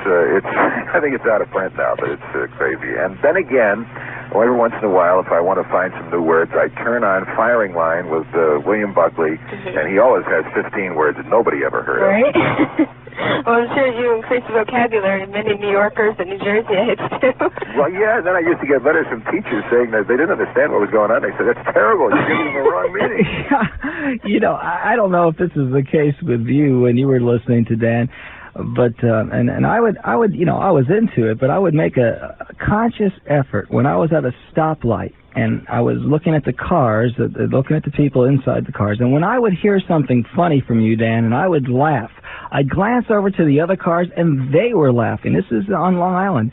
And you could just about tell that they were listening too. That's right, and it wasn't just a little chuckle. There were times that you had to pull off the road because you would come up with stuff that, you know, I just couldn't imagine how any human could do. And for people who haven't heard Dan Ingram, you're hearing a little of the tapes that we're playing now, it's really hard to relate. But as this caller knows, there's nothing more valuable than somebody who can make you happy with all the stresses we have today, and all with the economy the way it is, and with the depressions that we just have from our personal life. When someone can make you feel good for several hours a day and get you to forget about it and laugh, that is as valuable as anything else. I would put that on the top of the priority list. And I agree. I used to listen to, just a few months ago before the station switched over, I used to listen to Dan at work. And it used to get me through the day, just listening to him and being able to laugh at some of the things that he would say. Made it a lot easier. I'm sitting here wondering how come Yasser Arafat always has 2 days beard. I mean, you know, what does he have, a bunch of old blades? My mind is working like that while we're talking. Now, that's why I'm crazy. That's right. And I can remember Dan sitting in the studio watching you work those times when I would visit you. When the microphone was off and the record was on, things still poured right out of your mouth. And there was some of it you couldn't put on the air, but your mind is always working. And don't ever stop. Well, thank you. It's nice talking to you. Okay, thanks very much, Ben. Thank you for your call. We have a full switchboard here, Dan. Speaking of that last day, let's play that tape. The very final comments there. You and Ron Lundy, and we'll be right back. Well, we got a couple of minutes left, Ron. It's come down to this, hasn't it? It's about a minute and a half. This is the beginning, Dan. I mean, it is the beginning. It's the beginning for you and for Rick and me, and it's the beginning for Al and for Jay and everybody here with Talk Radio. So this is the beginning. This isn't the end. Okay. And that's the way I like to look at it. That's the way I've always thought about it. Dan Ingram and Ron Lundy. Our last WABC show. Sounds like a movie, doesn't it? The Last Picture Show or something. I had a good time today. I love you. Thank you so much for everything. It's been a ball for almost 21 years for me, 17 years for you, Ryan, for almost 22 years of this programming that's been on the station all this time. And we'd like to play just a couple of things to nail it down. We'll be back with Dan Ingram taking your phone calls right after this. 11:31 from WQDR. My name is Allan Handelman. Welcome to this special edition of East Coast Live. Dan Ingram is on the line, and we're going to play... Did I just hear a lot of birds chirping? Well, sort of, yeah. It was at the end. Or oil your turntable, one or the other. It was at the end of the spot there. I didn't think you could hear that. That's just barely heard it, yeah. Yeah, you know, Dan, I want to ask you something. It's serious now. Something that has nothing to do with radio, but I know you value friendship quite a bit. I know Ron Lundy is your best friend. In this business of radio, do you find, as the years when you were working at ABC and even before that, did you find that you really socialized with radio people, or your true friends, were they from all walks of life? I was always curious about that. Some radio people, yes. Some radio people, no. As in any profession, there are people with whom you find some common ground or find respect or affection or whatever. No, the people that I know and the people I socialize with are probably predominantly from one form of the business or the other, either in advertising or from the executive side of radio. I have an awful lot of good friends in that part of the business. Not too terribly many disc jockeys, frankly. Perhaps I could think of maybe a dozen, maybe 15 if I think about it for a while, that I've been really friendly with over the years. And doctors and lawyers and, people who, a guy that collects the garbage and stuff like that. I got one rule in life about people. I take people one at a time. And that way you find out there's an awful lot of nice folks out there. That's a great attitude. Dan, another thing, too, I always wanted to know about this. I can recall after, by the way, when you used to do the jazz show, I love that style, when you would do the other side of Dan Ingram on ABC. The Dan Ingram show, yeah. I have air checks of that, too. Oh, now, I'm going to tell you something, that if you listen to it, and listen to a guy named Al Jazzbo Collins, right, you'll find that I was imitating him. Not necessarily consciously, but I was when I first started on radio, to an extent, and that was the side of me that worked at WICC in Bridgeport, Connecticut, the only place where I used another name. I was Ray Taylor there, Saturday and Sunday nights, playing jazz and sounding very much like Al Collins. And Monday through Friday worked at WNHC in New Haven, so I was working 7 days a week and doing the rock thing and having a ball there, doing that too. There was that dichotomy within my air persona for a long time, to the extent that after I was offered a job at KBOX in Dallas and went there, WNEW offered me a job doing their evening show, which I turned down because I just moved. And if I had taken that, I might be sounding like the other Dan Ingram show on another radio station at this point. You must have loved it, because there was a couple of times you would do Herb's show in the morning, you would do your show in the afternoon, and you would hang around ABC until late Saturday night and do that program too. I believe it was Saturday night, right? It was Saturday night, yeah. And that's dedication. And no, it was fun. All we did was get together on Saturday night and play some blues and a little jazz and some down country side kind of blues and things like that. But I always liked the blues. And one day I was having a drink with a guy who was the general manager. At that point it was called WABC-FM. And we got to talking about various kinds of radio, and the gentleman informed me he didn't think I could do that kind of radio. I said, sure I can. I'll put a tape on your desk tomorrow. And I did. I went home and did one in my studio at home and brought it in. And he took it out and sold it. Avis bought it, and the show went on the air sponsored, which was the only sponsored show they had on WABC-FM at the time. Oh, that's great. Your voice is fantastic. Dan, another question. By the way, we have a full switchboard here and a lot more surprises to come. Not to change the subject so quick, but I want to get to this. When stations like WNEW-FM started their new format, and of course ABC-FM went to PLJ, and rock and roll was in stereo, and then there was the album rock, which started as underground radio, progressive radio. I always felt like, in my heart, I always felt like that there was a demographic, a certain demographic that was a dedicated ABC listener that switched to FM. And I wondered how you felt about that. Did it bother you at all that there was a certain demographic, the younger demographic, that might have been leaving all of a sudden and going to FM? Your own competition, your own sister station, WPLJ, for example. Did it bother you? Did you have an urge to go into that kind of radio? Well, you have choices in life. You can either allow things to bother you or view them as being the ineluctable drift of people who are listening to music going to a medium which, frankly, sounds better. I mean, if you want to listen to music, you want to listen to it in stereo, you want high fidelity. AM is pretty good. It's not as good. There's AM stereo now. If the FCC ever figures out what they're going to do with it so we can get it on the air. But no, I didn't feel bad about it. I just kind of watched the process happen. I saw that with the advent of FM stations finally coming into their own, there would be a splintering of audience between various stations. There are so many different kinds of programming aiming at narrow slices of the audience pie that there had to be a whittling away. It would be sticking your head in the sand if you didn't notice it, and we did a lot about that. I think that WABC came up with a lot of promotions that were interesting. They continued to play music that was provably popular.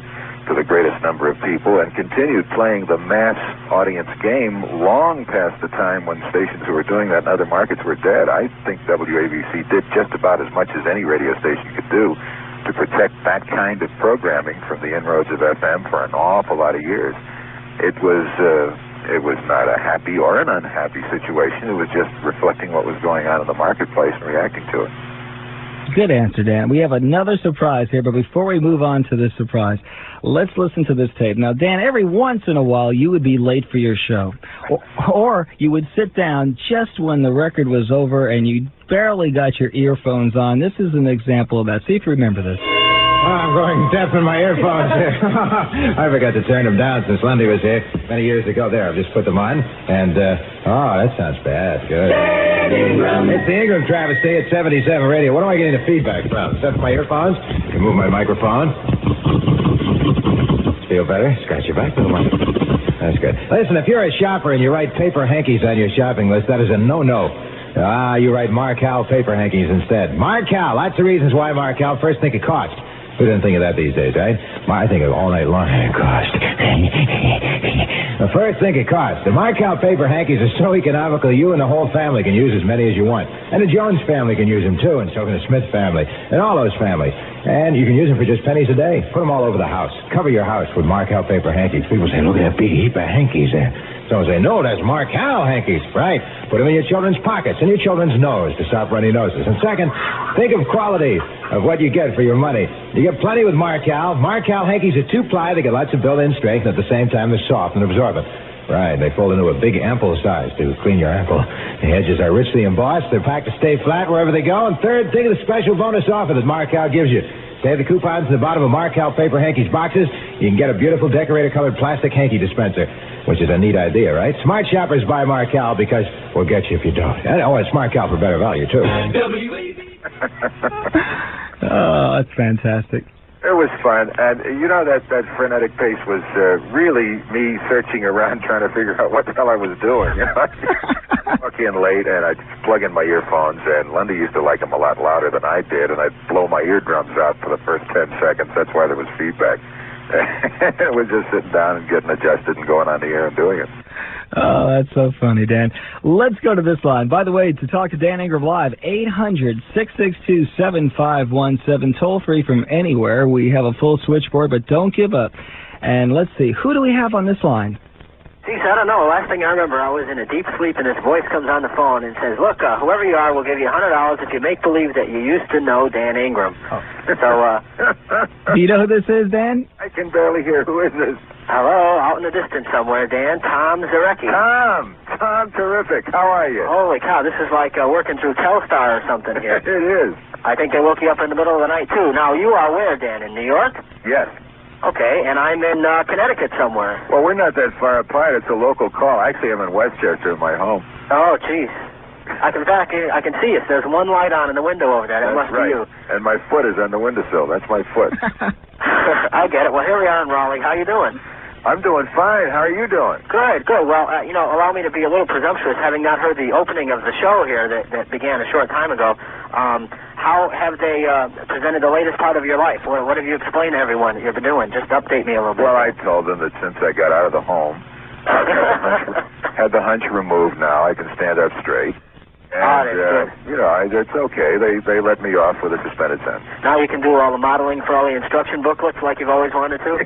Right. Folks, you're listening to Tom, and let me make sure I'm pronouncing your last name. Zarecki? Yeah, that's right, Allan. Okay. Zarecki. You were one of Dan's favorite engineers there. The man. See, in ABC, folks, they had an engineer that pushed the buttons, that played the carts. The music was usually on tape, and all the commercials. And Dan would give the hand signals, and the man that would do the engineering was a very important part of the program.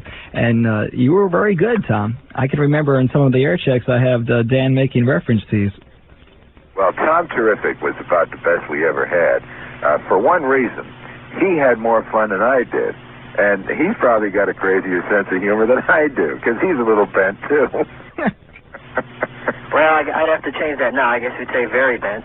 Very bent? One of the more unusual things that happened was one particular time, I don't know if you've played any air checks or anything like that, Alan, on this part of the show to acquaint people with the program or anything like that? Yes, we have. We got a lot more, too, a lot of great, crazy ones. But you have the Billy May Orchestra show closing that Dan used to use? I sure do. I don't have a recording of it with good quality. I've been searching for it. I think I finally tracked down a source where I can get at least a tape of it. All I have, unfortunately, is what I taped off the radio, the close. I'll send you one, Alan, but I don't even have the album either. Someone swiped it from the station, and I have a tape someplace. I'll look for it. And the question is, of course, where is Billy May, who did the orchestra recording of that? What we did one time is we had... Dan's biggest thing was, of course, always, can we say hell now on the radio? How the hell do I close my show? And every day he'd be coming in, 3 hours and 50 minutes of the show would be spent, let's see, how the hell can I close my show? And usually by the end of the show, we'd think up something, he'd pull something out of the newspaper or off the wall or off of one of the program director's memos or something. And one time he had myself and another engineer stand behind him and sing the theme song, making believe, of course, that the theme song wasn't there. So here we are going, da-da-da-da-da-da, and he's just sort of mumbling a close there, and it's one of the more bizarre elements. I guess one of those you had to be there, but unfortunately we were there at the time. So I understand you were talking with Herb Oscar Anderson, too, huh, Dan? We talked with Herb, and I'll tell you, it was good to hear. Herb sounds exactly the same as Herb always sounds, like your best buddy, you know? Yeah. Yeah. He gave his best to you. Oh, he's a dynamite guy. I love her. I'll tell you what, Tom, hold on a second. I want to play, so this is one of many, many crazy, fun Markel commercials. Let's see if you can recall this. Maybe you were on the board, as a matter of fact. Listen to this. This is Sweet Caroline. You remember him? Neil Diamond, number 29 this week on WABC. Sweet Caroline, wonderful fellow. That's good. That's number 29 this week. It's 2:15 on your Ingram show. Picnics and cookouts are loads of fun, right? Right. Get away in the woods. Well, now's the time for them. But make sure you got plenty of Markel paper napkins on hand before the fun begins. Oh, they're necessary. Markel paper napkins are ideal for barbecues, for picnics, for outdoor parties. You'll find them soft and absorbent. I used to be an outdoor party many years ago. You'll find them soft and absorbent with lots of built-in strength. And they're so economical, you can use all you want and as often as you want. Now, Markel gives you a full selection, too. I got Markel Regular White, which is perfect for picnicking, and for those weekend cookouts when napkins always seem to go so fast.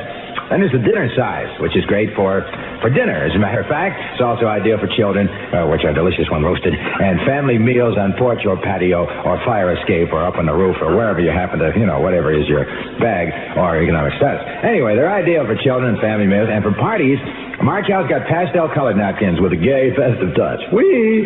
And another thing, when you buy Markel paper napkins, you get a special bonus offer on every package. Stop laughing at me, sir. A wonderful special offer just for saving Markel paper napkin coupons. Now, that's even more reason to buy Markel paper napkins. Remember, it's Markel for better value. WABC! That was great. Do you remember that, Dan? I remember a lot of Markel commercials. That was one of them, sure. I think the Markel people were one of the nicest people around. They just wanted me to go crazy with their commercials, and I always had a wonderful time. And as you listen to this, remember, we're talking, this is 1969, I'm guessing, the one that aired. And sometime, but I want to find out from Tom, my friend, where you at? I haven't seen you in a couple of years. Oh, well, one thing before we do that, the listeners may have noticed a large amount of echo there, being an engineer-oriented person. I'll tell you in a minute, Dan. The WABC echo chamber is a secret, of course, that we were all sworn never to talk about, and I certainly won't talk about it. But if you were at the transmitter occasionally and you happen to bump into the closely guarded unit with Pinkerton guards around it, and the thing that provided the echo, it would create this large boing-type sound, so we had to keep people away from it at all times, and that helped produce that unusual echo that you heard. I'm working as a radio consultant for a national firm with a fellow at Clem Media. You know Dave Clem. Sure, Dave Clem. Right, and I think the last time I saw you about 6 months ago, Dan, during the last That's right, you were there. Few months of music radio, we mentioned that, and we have clients all around the country. Any other radio stations, people that are listening are certainly welcome to call QDR, and they'll be glad to tell you what my number is. We won't go into that, but... Give my love to Dave. I haven't seen him in a long time. Oh, yeah, for sure. He always talks about you. He's a every 5 or 10 minutes, anyway, I guess. But it was really quite a unique experience. One of the other things that they would never mention at WABC, but was always tossed around, is the great amount of pressure. And people would always say, there's so much pressure here as they're leaning back in their chairs with their feet up on the console, having people drip grapes into their mouths, saying there's so much pressure here. And the neat atmosphere about the station was that because, of course, it really was on a crest at the time of high ratings. I believe one of those summers, Dan had a 49 share in teens or something? No, I know about teens. I've forgotten the demographics. We had a 28. And I'll never forget one of the record pluggers ran in one day. And I never spoke much with record pluggers because there wasn't anything I do for them anyway. But one of them ran in and said, we just saw the numbers and you got a 28 share. How does that impress you? I said, well, that means 72% of the people don't listen to me. He was very downtrodden. That's right. That's the way to be, though. And Tom, go ahead, Dan. I'm sorry. No, I didn't hear what Tom said. What was the last thing you said, Tom? I don't know. Can you rewind that?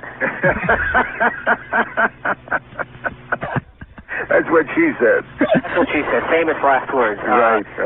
People on radio, you'll find, for people that are listening, tend to run into themselves or people that they knew or used to know over and over and over again. Since I was an engineer there, after that, I was a news director at a number of stations. I programmed a few stations, which got me into the consulting area. I also did radio advertising, which people in radio often don't take akin to people that are in advertising, because they're the guys that don't seem to be the radio purists. They're the ones that take everybody out to lunch and get the cars and all that kind of stuff.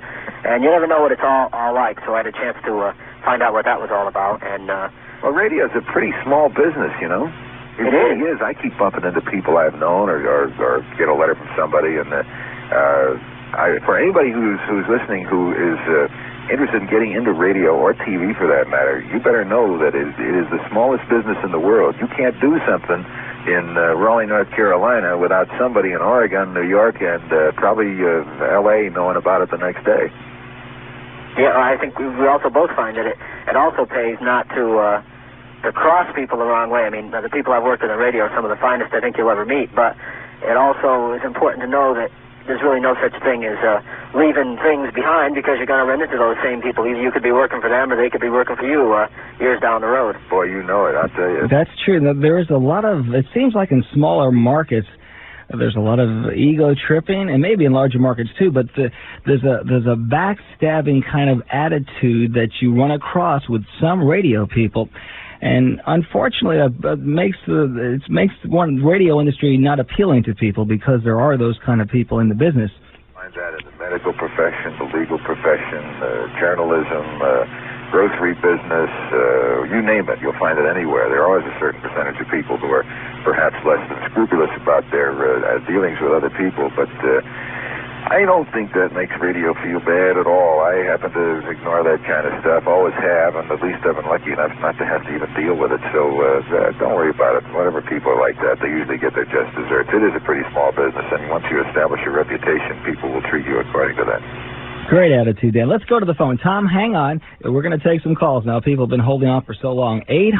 800-662-7517 to talk live to Dan Ingram. And hi, you're on East Coast Live. What's your first name? Hi, my name's Sam, and I'm calling from Chapel Hill. Hi, Sam. I was wondering about what happened when WABC lost its #1 spot to that disco station. After disco really started to die, why do you think that WABC didn't get back the #1 spot? Well, I think there were two things that were happening. In the first place, disco started to become a big phenomenon, and it wasn't showing up really as much in record sales as it was in people on a particular station, which was playing all disco. That happens, and what happened as a result of that is that WABC started to play some disco music. And when people were coming back, they were finding not the station they had left. So they went back again and started twirling their dials around. And as a result, the audience not only split, it stayed split. And that's what happened. And that was one of those judgment calls that didn't quite work out. Well, what did you try to do to win back that audience? Went back to what we'd been doing, but by that time, I think people had, what they call the cume had been broken. They were down below 5 million a week. And it's almost impossible to come back to an inferior technical medium, which is AM. People found something they liked somewhere else and stayed with it. I think what happened along with that in tandem with that was that WABC, which had always been the upstart, the irreverent friend of the young and all of that, became the establishment. And it became very popular to do things which were not establishment, as it always is throughout history. And I think the people who controlled the dials just didn't come back because we were the establishment. Yeah, what happened was what was an experiment became so successful, it became mainstream. And that had a lot to do with it. Well, listen, thank you very much for your call. Do you have any final things you want to say? I don't want to cut you off. Do you have any quick comments? Well, I just wanted to mention, like everybody else has been saying, that I grew up listening to Dan Ingram and that he was really my introduction to rock, and I wanted to thank him for that. Well, what are you doing today? Are you in radio? No, I'm not. I just listen a lot. Okay.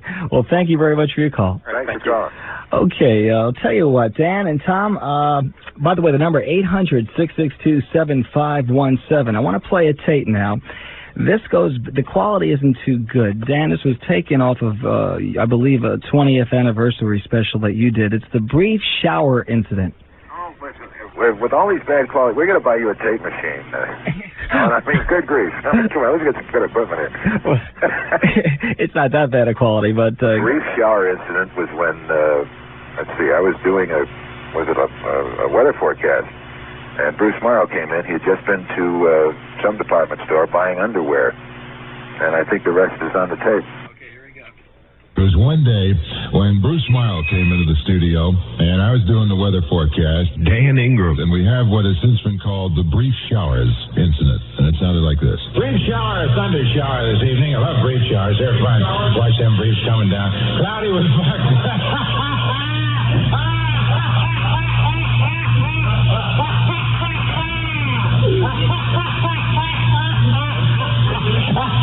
Let me see those. At least they're telling the brand. This is Cousin Bruce Morrow wears Jackie Classic briefs. He just threw a dozen of them at me.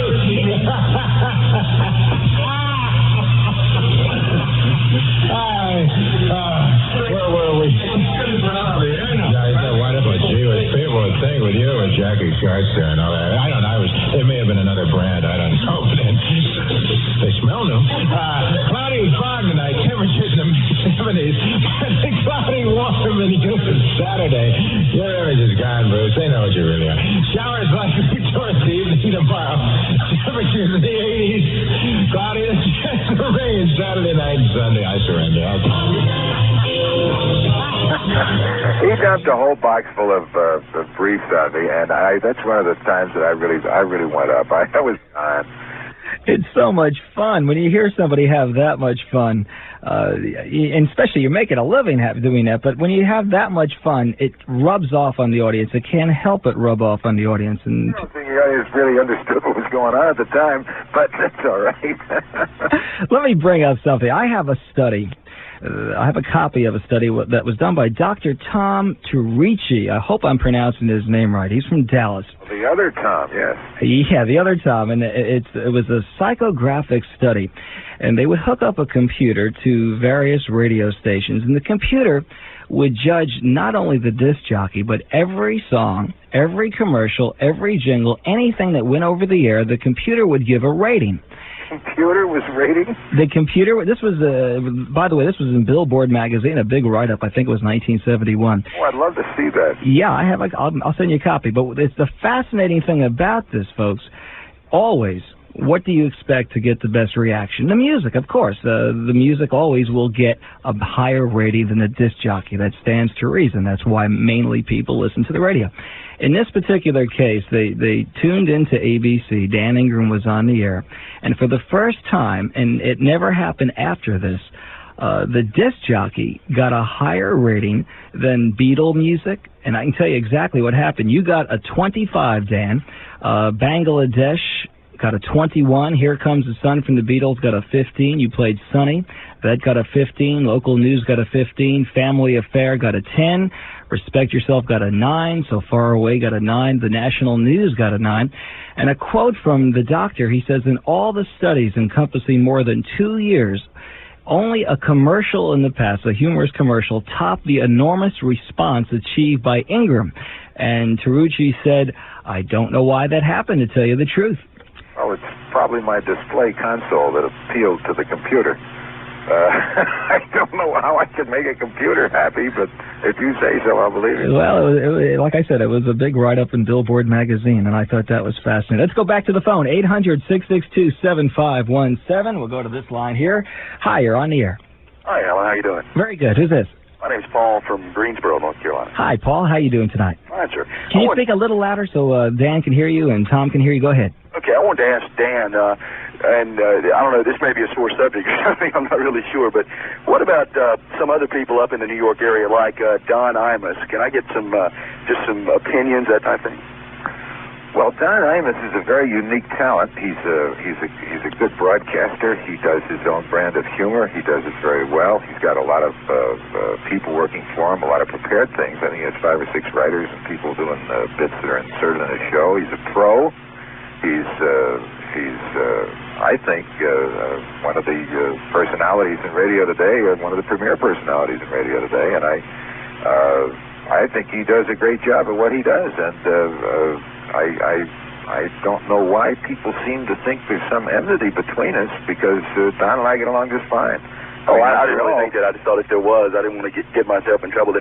One more question. No, I just want to tell you that I can't really hold anything against the guy who stole my initials, you know. Dan, also, what about a fella from, well, I'm not exactly sure where he's from, but I've only heard you, by the way, through airchecks. I have an extensive collection of airchecks, and I've heard you many, many times through that. But what about Jay Thomas, who worked at the Big Ape in Jacksonville at Big Waves in Charlotte, North Carolina, and then moved up to 99X up in New York? Well, Jay, of course, went out and was on the Mark and Mindy show for a while, and he played, I forgot the name of the character. It was the counterman in the luncheonette there. Right, and, I can't. The guy that evidently, you can't get too funny on a show that has a big funny star on it, and had his problems, and he was off the show. He was going to be part of the Superadio thing, which was going to be on the air, and that fell through. And I haven't seen Jay in a good 6 months. He was rather happy about the thing, and I think he was rather disappointed when it got put on hold. And I honestly don't know what he's doing now, but I will tell you that when I listen to him in the morning, he's one of the funniest guys I've ever heard. He's a damn good disc jockey and a funny guy, and he's just as funny off the air as he is on. Very, very talented man. Well, Dan, thanks so much. Very, very much an honor to talk with you, sir. My pleasure talking to you. Thanks for calling. Yes, sir. Thank you for your call. 800-662-7517, toll free from anywhere. And Tom, are you still there? Yeah, still hanging here. Okay, Tom, I'll tell you what, in about 2 or 3 minutes, we're going to have to use the line you're on, unfortunately, to have another surprise guest. It's kind of like, this is your life, Dan Ingram here. I would like to know, Tom, what are your favorite engineers? My favorite engineers? Who do you think were good engineers and why? What do you think made a good engineer? I know why I liked you when you were working there, but what did you do that was different? Well, part of the reason, and the people I seem to have empathy with there were people that were all also disc jockeys. I've been on the air myself. I still do. I'm called back in the area. I was a morning host in the area I'm from now for many years and all that. And primarily people that seem to relate to the engineer. Many of the engineers, as you might expect, and just in a way... almost in the way WKRP presents itself. Many people treat their job with not as much excitement as people that are on the air creating it do. And the engineers that seem to work the best with the disc jockeys are the ones that can identify the most with the feeling that it is to talk on the air, and how that particular feeling is created, and how it is to speak with someone else. The other thing, too, is I think the reason why Dan and I work well together is I never forgot that radio is a one-to-one medium, and you never are on the radio standing up on a soapbox saying, hello, everybody, hello, it's nice to see you all here. No matter what part of the country you're from, it's really just one person. And if you can speak, like at WABC, there's not a glass between the engineer and the announcer. If you could speak to someone eye to eye, 3 or 4 feet apart, and talk to that one person, it really does assist the person on the air, no matter how talented or how much of a beginner the person is, in getting that idea across. On top of that, one of the things that always made me happy when you were on the show is that you were involved in what you were doing. You really cared. Well, hey, thanks. That makes all the difference in the world. Sure, and I appreciate the chance to chat with you sort of over the airwaves. We're sneaking some time away from the from the station to say hi, and it's a pleasure talking with you, Dan. Great talking to you, Tom. Okay, we'll keep in touch here. Take care, my friend. Okay, all righty. Bye-bye. Thank you, Tom. It was good having you on. 800-662-7517. And we're going to talk about Ron Lundy. But before we do that, let me play this. This is one of Dan's opens. And like Dan told you before, he would try to think of something funny to say every day. Well, on this particular day, there was a surprise birthday party for Ron Lundy. I hope this is the tape. Do you remember this? I remember, yeah. Okay, let's see what happens here. See if you remember this. WABC, Dan Ingram, go, go, go! I'm just jealous, that's all. I mean, I'm sitting around here, and this place is wall-to-wall cake, you know, and I'm back on my diet again, and that cake is within... I'm going to grab that cake. I'll eat that whole cake myself. I'll just get fat, and people love me, too. Oh, that's true. Happy birthday, Ronald. 29, is it? Oh, yeah. Actually, Ron is the guy that bought Manhattan Island from the Indians. We're going to go grazing in the grass right now and get a bad case of green mouth. This is number 70. Yeah, that's Ron has left the room. He was really touched when everybody in the whole place came in and sang happy birthday to him, gave him a big cake. That's nice. You may not know it, and maybe you don't, but you should just by listening to him. But Ron Lundy is about the nicest guy in this world. He really is. My best friend. Okay, Dan, speaking of Ron Lundy, he always sounded so happy. Sounded like he was on the verge of laughing when he would talk to you, and it rubbed off. A great individual, and hopefully before the end of the night, maybe we can hook up with Ron, too. I'd like to have him on. But some comments about Ron Lundy. It's well known that you're best of friends. I'd like to learn a little bit about Ron. Well, Ron Lundy. Ron Lundy is a guy who comes off on the air as kind of southern-flavored kind of voice, although he doesn't really have much of an accent in person. And he doesn't put it on the air either. It's just that's the way it sounds. He's sounds a little countryish. He's a friend to you if you're listening to him. He's constantly saying little funny things that he puts into his patter that I think a lot of people it goes right by their head because he's a very sophisticated guy. He's the kind of a guy who, even though he sounds like he'd get on a horse and ride off into the sunset, drinks his coffee from fine bone china in the studio and collects Tiffany lamps and knows a lot about art and things like that and is a very much city kind of a guy as opposed to a country guy. He lives in Manhattan and has a beautiful apartment with his wife and just absolutely loves that kind of urban life. He's a lot different than what he sounds like on the air. He's also one of the nicest, friendliest, warmest, goodest people I know. And it comes across on the air, and it's I ran into Ron in July, and we talked about you a little bit, and we talked about Superadio, which is still looking pretty good at that particular time. And Ron takes the time to talk to folks. I noticed people who were walking up to him. He might have been busy that day, but he stopped to talk to people.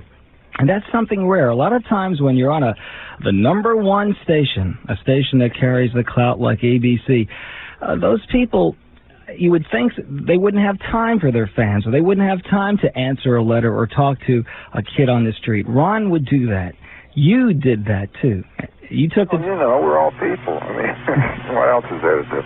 I know, but it's an illusion that folks have when they listen to a certain person on the radio. They think that, you can't talk to him. There are a lot of people who believe their own press clippings, and that's nonsense. When you start doing that, you better pack it in. Okay, Dan, let's go back to the phone. 800-662-7517. Hi, you're on East Coast Live. Yeah, I just have a very brief question. I grew up in Philadelphia and picked up ABC and a little 6-transistor back in the 60s. And I think the thing that probably caught me was the fact that in spite of NBC broadcasting from New York, it didn't sound local to the rest of us. It sounded as much part of Philadelphia as, on one of the local radio stations. I'm wondering if there was anything deliberate going into the programming for that. Yes, absolutely. When I first got to WABC, they were doing a lot of what they called gunshotting. They would mention the names of individual towns in the metropolitan area. And for a while, I was involved in the programming at WABC, and I stopped it immediately because I said, look, anytime you mention the name of a particular town, you are throwing away your entire rest of your audience. So what we did was, in spite of being a New York station, we just tried to sound like we were there wherever you were. And you can do that even though you have to do the weather and things which are quite local. You can do that just by a matter of attitude, just by being on that particular scene and by talking to one person at a time. It must have worked because I was informed by, I've forgotten which rating service it was, one summer when we had some pretty high ratings, that even though we didn't show up in the Philadelphia rating book because nobody had paid for the service and therefore it was put in a miscellaneous file, that WABC was the number 6 ranked station in Philadelphia that summer. So I guess it worked, whatever it was. If it sounded local, we were doing our job. It wouldn't surprise me. It was the type of thing, it probably had what you'd call a cult following, I guess. But it was as intimate, the friendship type of attitude that people looked upon DJs. Well, that was coming out from the station, and I'm glad you felt it, because that really, if that came across, we were doing our job well. It worked. Well, it worked, and you got our thanks for it. Well, thank you very much. All right, bye-bye. Thank you for your call, 800-662-7517. And before we go back to our next call, I want to play this just a little short sample from a tribute that WNEW-FM in New York City, which is a station similar to WQDR, an album-oriented rock station, they paid tribute to WABC, which was very kind for another station to do. And then they had such a good response from this that they aired the special again. Now, at the very end of the program, Earl Bailey made a statement. That's what I want you to listen to. And WWFM would like to thank Rick Sklar, whose ideas created Music Radio 77 WABC. We'd like to thank all those valiant disc jockeys who held down the fort. As the end was nearing for Music Radio, we're talking about people that we haven't talked about here tonight. Johnny Donovan, Peter Bush, Mike McKay, Mark Summers, and all the disc jockeys over the years that we haven't gotten to. And the ones we did talk with: Herb Oscar Anderson, Chuck Leonard, Babalu, Bob Lewis, Cousin Brucey, Bruce Morrow, Ron Lundy, and Dan Ingram. And a special note to Dan Ingram. Dan, you're the DJ's DJ. You're the best. That's about the nicest thing I think I've ever heard. If I could be a little egotistical, when you work in this business, or I guess in any business, you work for the respect of your peers. And when you hear something like that, it really hits home. I have, as a matter of fact, I'm looking right across my den, and there is a 3-cassette copy of that show sitting on the shelf in a place of honor. That was awfully nice. Well, Dan, the man who just made those comments is on live. Earl, are you there? Yes, sir. Earl Bailey from WNEW-FM. Fantastic tribute. You're on live talking to Dan, and it's great to have you on tonight, Earl. Well, it's nice to be on. Anyway, I've never met Dan Ingram personally. Isn't that amazing? And yes, it is amazing. I guess with a lot of these tributes, Dan, I hope we don't make you feel too old, but I was one of those who grew up in the 50s and early 60s in New York, listening to, well, I guess what was progressive radio back then. It was top 40 radio. It sure was. And Dan Ingram was one of my inspirations, so to speak. At least it was someone I made sure to listen to every afternoon just before Scotland Yard, Scott Muni's show. And all of a sudden, when was it, last spring, I found myself at WNEW-FM with an assignment, and that was to put together a special, a tribute to another radio station, WABC, which is something I had never done before. I guess I had never really heard of one station doing that to another. And it was kind of almost a religious feeling, Dan. I was in a studio all alone on a Sunday night, and I had to start producing this special, and it was almost like the hand of that great disc jockey in the sky came down to me and sort of guided my razor blade as I was cutting tape. Of course, the program would have been nothing without all the years of material that you broadcast over the air, all the words and all the music and everything that it meant to all of us. Earl, I got to tell you, I have heard good shows in my time, and even without your wonderful comment at the end and all the other things you said, that's one of the best produced shows I've heard. The music flowed, the comments were fantastic, and it just sounded great. I've listened to the show maybe 5 or 6 times, and probably will listen another 100 times before I finally wear the tape out. But thank you. It's just great. Well, I guess that's an achievement of a goal for me, hearing that come from you, because you are the DJ's DJ. I mean, there's not a person on the air in New York City who does not know you and love you and your work and is aware of it. And it's funny, I still haven't met you. I've met quite a few people growing up in the industry over the years that I used to listen to. I work now with a man named Scott Muni, who helped get progressive FM radio off the ground in New York. And it's sort of like what goes around comes around. And I must tell you, Dan, I guess there are a few things you cannot get too calloused in this business. A lot of people get, after a long period of time, get a little bit calloused. And don't get emotional about radio anymore, but there are a few people that still do that to me. And I was in an elevator with you about 2-3 weeks ago. I had just finished cutting a commercial for an agency, and apparently you had just finished doing something similar in the same building. And I'm standing in the elevator, and I hear this voice, and after about 30 seconds, I put it together, and I turn around, and there's Dan Ingram, and I still didn't have the guts to say, "Hello, Mr. Ingram." Oh, geez, I would have been insulted. My name's Dan. But, I wish you'd said hello, Earl. Well, I hope there'll be other elevators. Well, we'll make it a point. That's for sure. And, well, I just wanted to say that, you know, there's still there's still a lot of magic in radio, and you helped start it, and we hope to have you back on the front lines in not too long. Well, one never knows, do one, in the words of the immortal Fats Waller. Incidentally, let me say something about WNEW-FM.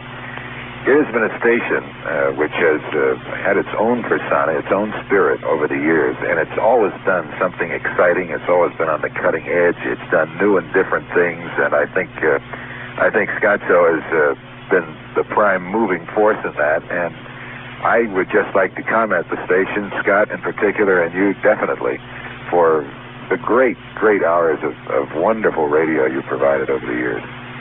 Well, I think it's something that certainly Scott picked up on in his years at ABC, and that the rest of us have picked up on in one way or another, and that is that special thing that radio is, that it seems during the course of the 70s a lot of people moved away from. Radio became very much of a jukebox, and now we're getting back to relating. Remember that? Oh, yes. Relating to other people, and well, I guess people call it a one-to-one communication, but always being open to doing something a little bit different, a little bit more entertaining than the next guy, and being personable and personal. Personality radio almost died there, and there are a few stations around the country, and WNEW-FM is one of them. I could name a list of others. It's shrinking as the days go by, that realize that responsibility, and there are those of us who grew up listening to it who are now in the business who have this responsibility to keep radio near the street and near what the people are thinking and giving the people what they want. You guys certainly have done that over the years, and it's just a joy to see. You know, Earl, going back to that final comment that you made about Dan being the DJ's DJ, how many times can you recall growing up, and I hate to make Dan sound so old when you say growing up. In another sense, the words that Dan could put together in a sentence could draw an incredible picture in your mind. Earl, that's the beauty of radio, and I am constrained to recall a commercial about radio that Stan Freberg did. The premise was that someone was saying, well, radio is kind of an old thing, TV is the new Verizon and all that. He said, oh, no. And then he proceeded to summon up, with sound effects, a squadron of airplanes towing a 10 million pound maraschino cherry over Lake Erie, which had just been filled with sound effects with cream and making the world's largest sundae. Now, you can only do that on radio. Right. And that's what I like to do, and I just, put some words together and make a crazy situation which really couldn't exist in TV or in your eye, but you certainly could envision it in your mind, and that becomes a little crazy. That's the joy of radio. You can do just about anything. Dan, I'm sorry, Earl, I just wanted to say something. It was obvious to everyone, whether you were in radio or not, that disc jockeys around the country were copying you. I know you realized it. What I wonder is, did you feel it was a compliment when somebody would use your phraseology or use your terminology, your inflections, the words like, I can't even think of the words offhand, but words that soon became cliches, but you used them before they were cliches, words like groovy, hitting a record, concepts that no one was doing, then all of a sudden people were copying you, and you heard Dan Ingram imitations in Philadelphia and Chicago and North Carolina, and it would irritate me a little bit because they would never really do you justice. They didn't give you credit. I wonder how you felt about that. Well, very flattered, and frankly, a little perplexed. I never really thought that this was going on until someone pointed it out to me somewhere in the, I guess it was as late as 72 or 3, somewhere around there, and someone came in with a tape of 5 different guys who sounded very much like me, or at least I thought they sounded like me. One of them wound up working overnight for WABC, if I'm not mistaken. You're absolutely right. And as a matter of fact, I gave him the best advice I could. I said, all right, you got here doing this, now develop your own thing, because you can't go on being me because I'm already here, To be perfectly honest, I just couldn't believe it for a long time, and then when it was proved to me, I still wondered why they'd want to do that, and I felt flattered by it. It was, I don't care. Take anything I put on the air. Once it's on the air, it's gone. Of course, WABC was one of those stations that people around the country could hear when the sun went down, so at least part of your show got out nationally. But there are certain words and phrases that can never be ripped off from Dan Ingram. I'm talking about words like Ailskade. And I don't think anyone in the world can sign off saying "Bye now, Kemosabe" without at least a large part of the general public knowing where it came from. That would be sinful. I mean, to me, that's very irritating. And there are a lot of disc jockeys that would use Dan's stuff through osmosis. They wouldn't even know Dan Ingram. They would hear other disc jockeys use these little bits and use the shtick, and they would just pick up on it. And wherever you would travel, you would hear Dan Ingram. Lovely. I got to say something. The most flattering thing, there were 2 things that have happened to me over the years. I had a party once, I think it was my 10th anniversary, and Robert Klein came over to the party. I didn't even know he was coming. Anybody could come, was one of those things. And he walked up to me and said, "Hey, I've been using some of your material." Well, I thought that was very flattering. That was very. And then about 2 or 3 years ago, I made up some situation on the air, and I heard it on the Johnny Carson show the next night. That, to me, is flattery. What was that? What bit was that? I don't remember the bit. I honestly don't, but I do remember sitting there looking at the TV and remarking to my wife, "Wait a minute, I did that yesterday." You know who else is using some of your material? And I've had him on this program, and I know he knows of you. Of course, he lived in Indiana for the most part, but David Letterman. Really? Yes. I didn't know that. Yes, I just several weeks ago he used one of your bits, and I can't remember, but it was obvious it was something from your show, and I wish I could recall exactly what it is.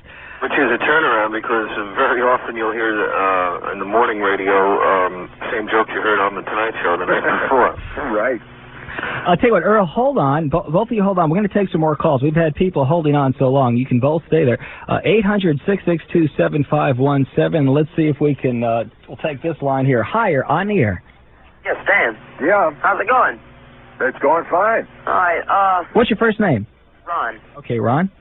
My question would be, Dan, if he had to do it all over again, how would he do it? Any regrets or anything like that? I'd probably make all the same mistakes, I don't think if I was going to wind up the same place at the same time I am right now, there'd be much I'd change. There might be a few dumb things I wouldn't do, but generally speaking, I've been pretty damn lucky, and there's not much I'd change. I might try and do TV a little bit more with a little more energy than I did, but I never really got terribly much involved into it because I was doing another thing that was very rewarding and took up a lot of my time. One time, Dan Ingram was Santa Claus on Channel 8. He played Santa Claus. Kids were sitting on your lap. Yes. And one of them tried to pull my beard off, and it wouldn't come off. And then she started to cry, saying, "You really are Santa Claus." It was a hell of a show that night, I'll tell you. Well, listen, thank you very much for your call. Okay, thank you. Okay, let's go to this line, 800-662-7517, and let's see, I think this is the next caller. Hi, you're on the air. Hello? My name's Jeff, Dan. Yeah. Yes, I was wondering if there's still a lot of competition between your show and Imus's show.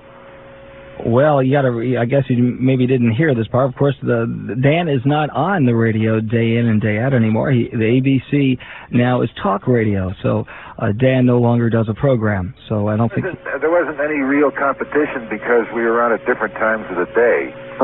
There may have been competition in terms of the stations involved, and if there was any rivalry, it was a friendly one, and I don't think there was any real competition because we were appealing to a different time spot. When I was on in the morning against Imus, there was some competition, but that was only for about a year.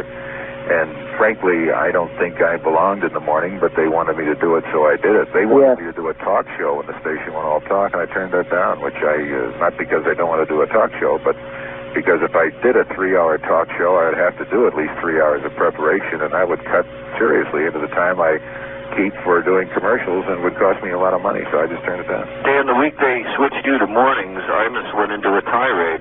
Oh, really? Yeah, he talked about ABC and the mistake they were making, and taking a man like Dan Ingram with a long-term gig like you had and ruining it just for... repositioning or competitive purposes or whatever. Sometimes you get lost with what Imus is saying or trying to say. But I found that, if not interesting, cute.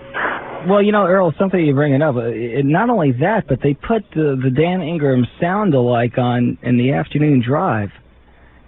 Didn't they? Yeah, they put Bob on the air. Yeah, well, I wasn't living in New York at the time, so I really can't honestly speak from listening, but I didn't think that was a good idea. But then again, we're talking about something now that is in the past, and we don't have to dwell on it. Let me thank this caller very much. And I'd just like to say one thing to Dan, is that I grew up listening to both him and Imus, and I think they're both fantastic. Well, thank you, Kevin. Okay, thank you for your call. 800-662-7517. We don't have too much time to continue talking with Dan. This is a lot of fun. Earl, let me ask you a question while we have Dan on the line. Do you recall when 1010 Wins switched to All News? Yes, I do. And do you remember the promo that Dan cut? If I can recall, it was something like, "My radio station stopped playing my favorite music," and Dan was crying, and then he said, with his deep voice, WABC, the station that will play the music you like. And I'm paraphrasing, I can't recall exactly verbatim, but that had such an impact, that promo. Everyone just immediately switched to ABC like glue. And 1010 Wins was a great station with Murray the K and Ed Hyder and Pete Myers. These were all radio greats. Yes, indeed. There are a select few, I think, whose names stand out in people's minds even after all these years. Certainly Murray the K is one, Scott Muni, Cousin Brucey, and I know we're talking of radio that came from New York. There are names from other cities around the country. Cousin Brucey and Dan Ingram, of course, is included in those. And as a 31-year-old, now professional disc jockey / announcer, what have you, radio entertainer, put it that way. I just hope that 10 years from now, I'm a guest on someone's talk show, and we're talking about the good old days of 1980, 81, and 82, and things like that. Well, I hope that you and I and Alan will all be a guest on WABC Talk Radio and do it then. I'll tell you, Earl, that the production was, as Dan said, you did a great job. The tribute to ABC was so nice for a competing radio station to pay tribute. That was very, very nice, and it was respected all over the country. That tape, one way or another, has been distributed around the country, people who want to know about ABC. And, Dan, I want to ask you about this. Speaking of 1010 Wins, did you know Pete Myers at all? I have met Pete a few times. Of course, Pete is a sad memory for me. As you know, he committed suicide, but I knew him when he was doing his Mad Daddy routine at WINS, and then when he went back to WNEW as Pete Myers, a certain program director who shall remain unnamed and myself decided it'd be fun to hang a WINS banner up in the WNEW newsroom one night the day after Pete went back to NEW. Caused all kinds of commotion. Guy knew Pete. He was a wonderful, a troubled guy, but a very nice man. Okay, Earl, can you hang on a little bit? Sure. Okay, let's take another call here. A lot of people have been hanging on for Lord knows how long. Let's go to this line here. Hi, you're on the air. Hello, my name is Harsh, and I'm a student at UNC. And Dan, I'm aware everyone has their own creative style, and I'm simply curious, do you appeal to Howard Cosell? Do I appeal to Howard Cosell? His style. Or do I like him? Yeah, more or less. Well, I'll tell you about Howard Cosell and me. Howard Cosell and I go back all the way back to the first year the Mets became a baseball team. Mm-hmm. WABC carried their games, and Howard in those days wasn't as big a personality as he is now. He used to do the pre- and post-game shows with Ralph Branca, and I'd sit around while the game was on, and Howard and Ralph and I, the three of us, would have a constant gin rummy game going. Howard Cosell has several $1,000s of my money from those gin rummy games. They must have gotten out of hand a little bit. Well, I'll tell you, he's the best gin rummy player I ever met, and Frank is probably the second best. And I got to know Howard pretty well in the couple years that the Mets games were on, and I think Howard is a brilliant guy, a fascinating guy, a guy who knows exactly who he is and what he is, and where he's going, and I have the greatest of respect for Howard Cosell. All righty, thank you very much. Okay, thank you for your call. Let's listen to this now. We're going to, let me make sure I'm pushing the right button here. This goes back, I'm guessing, Dan, maybe 1969. Earl, I think you'll enjoy this too. WABC, Dan Ingram, go, go, go! I'm chewing gum right now. I shouldn't chew. Ron Lundy is dancing in the corner of the studio. I wish you could see this, folks. He's very light on his feet for a big guy. Actually, he's 6'4", weighs about 100 pounds. Ron is the only guy who could fit in Bob Hart's sleeve. He's very thin. He's very tall. Terribly ugly, though. He has this nose that meets his chin. A little callus there where they rub a lot. Ron always has an ear-to-ear grin on his face, which is easy because both his ears are on the same side of his mouth. Marks his nose on the side. Oh, we got the brand new survey to Dan Ingram. Tell the boss is out of town. We're talking, right? All day long. It's what does it take to win your love? 7-9, Junior Walker and the All-Stars. Your Ingram Mess and WABC. Tony, stop drowning me out with the music. I'm a star, remember?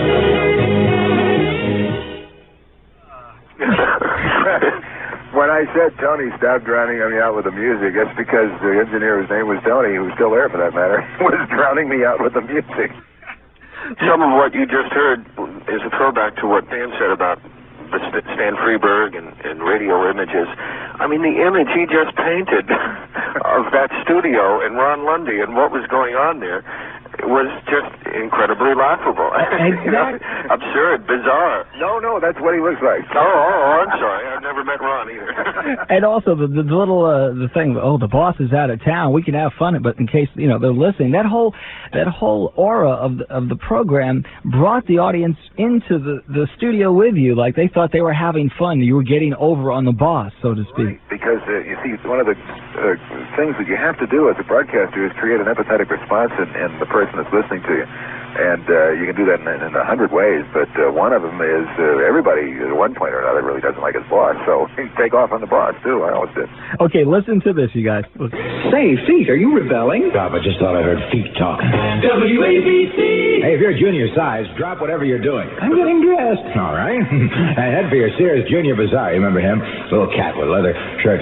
Just take time to grab your Sears revolving charge card, because it goes round and round in your hand, which is fun. Sears is having a super clearance of Junior Bazaar summer merchandise. They got shorts and tops and skirts and dresses. I'm chewing gum, that's why I'm... Really great styles and savings that will flip you, which is fun in the store. And there goes another one. Hurry in for vacation gear. Groove up your wardrobe for a swinging summer. Or how about the universal gear? Take advantage of Sears clearance of summer goodies at the Junior Bazaar today. Master. Go away, Junior. At Sears, Roebuck and Company. Dan? Yeah. Yeah, those bring back so many fine memories. Very few sponsors let you fool around with their commercials, and very few people are allowed to do that. You know, the thing that strikes me from hearing all these air checks is it reminds me that I usually was having lunch. And it sounds like it. If I wasn't chewing gum, I had a piece of roast beef in my mouth. Oh, I'll tell you what, let's take a little break. Dan, you have to I'm sure you might have to go to the bathroom and take a drink. We've been on for over 2 hours now. And you're right. It's 12:33 on my clock. I'll tell you what, we have a full switchboard here, and why don't we take a break so you can go ahead and get a... My kidneys are in fine shape. If you want to take... Oh, no, it's with me. We're fine. I'll tell you what, we'll go to another call. Earl, can you stay on a little longer? Yeah, I'll be here. Okay, let's go to this line. Hi, you're on East Coast Live. Hello.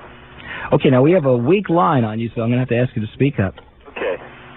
My name is Dennis McCool. I'm originally from up north around Morristown, New Jersey area. Uh-huh. I can recall plenty of times listening to WABC and just growing up through the years and all. And I think you, Ron, and all the rest of the gang have just done a fantastic job. Well, thank you kindly. We loved it. I'm glad you tuned in.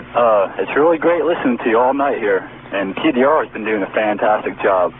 Matter of fact, that's about the only radio station I ever listened to for about 5 years I've been living down here. Oh, good. I'm glad. Well, thank you very much. And the station I think that we're very similar to is WNEW-FM, a fine station. It's stations like this, Earl, that are paying tribute to ABC. How come the top 40 stations aren't doing it? It was so bizarre to me, the emotion that went around New York when WABC, the top 40 radio station, died, if you want to put it that way. From all these people who all these years were involved with progressive radio and programming radio stations, almost, as far as music is concerned, almost the exact opposite of what WABC was doing. Yet the love and the identity we had with what was going on at ABC, I guess we never realized till close to the end. I never realized it either until the last day. It was a Monday, as I recall. Ron and I did his show together. And all of a sudden, there were TV crews from every station in New York, networks, people from the Philadelphia Inquirer sent reporters. The New York Times, I think it's the only time they ever covered a rock radio station that I know of. And several wire services, and the place was, jammed with cameras. And I said, what the hell's going on here? I still didn't believe it until after it was all over. It sounded like you started to cry, Dan, a little bit, did you? Oh, I guess there might have been a tear in my eye here and there. I'd be something of rather humorless loud if I didn't admit to that, sure. Earl, do you remember when Dan would make fun of Cousin Brucey? Oh, yeah. Okay, listen to this. I think you'll get a kick out of this. Hopefully it'll play this time. Let's see.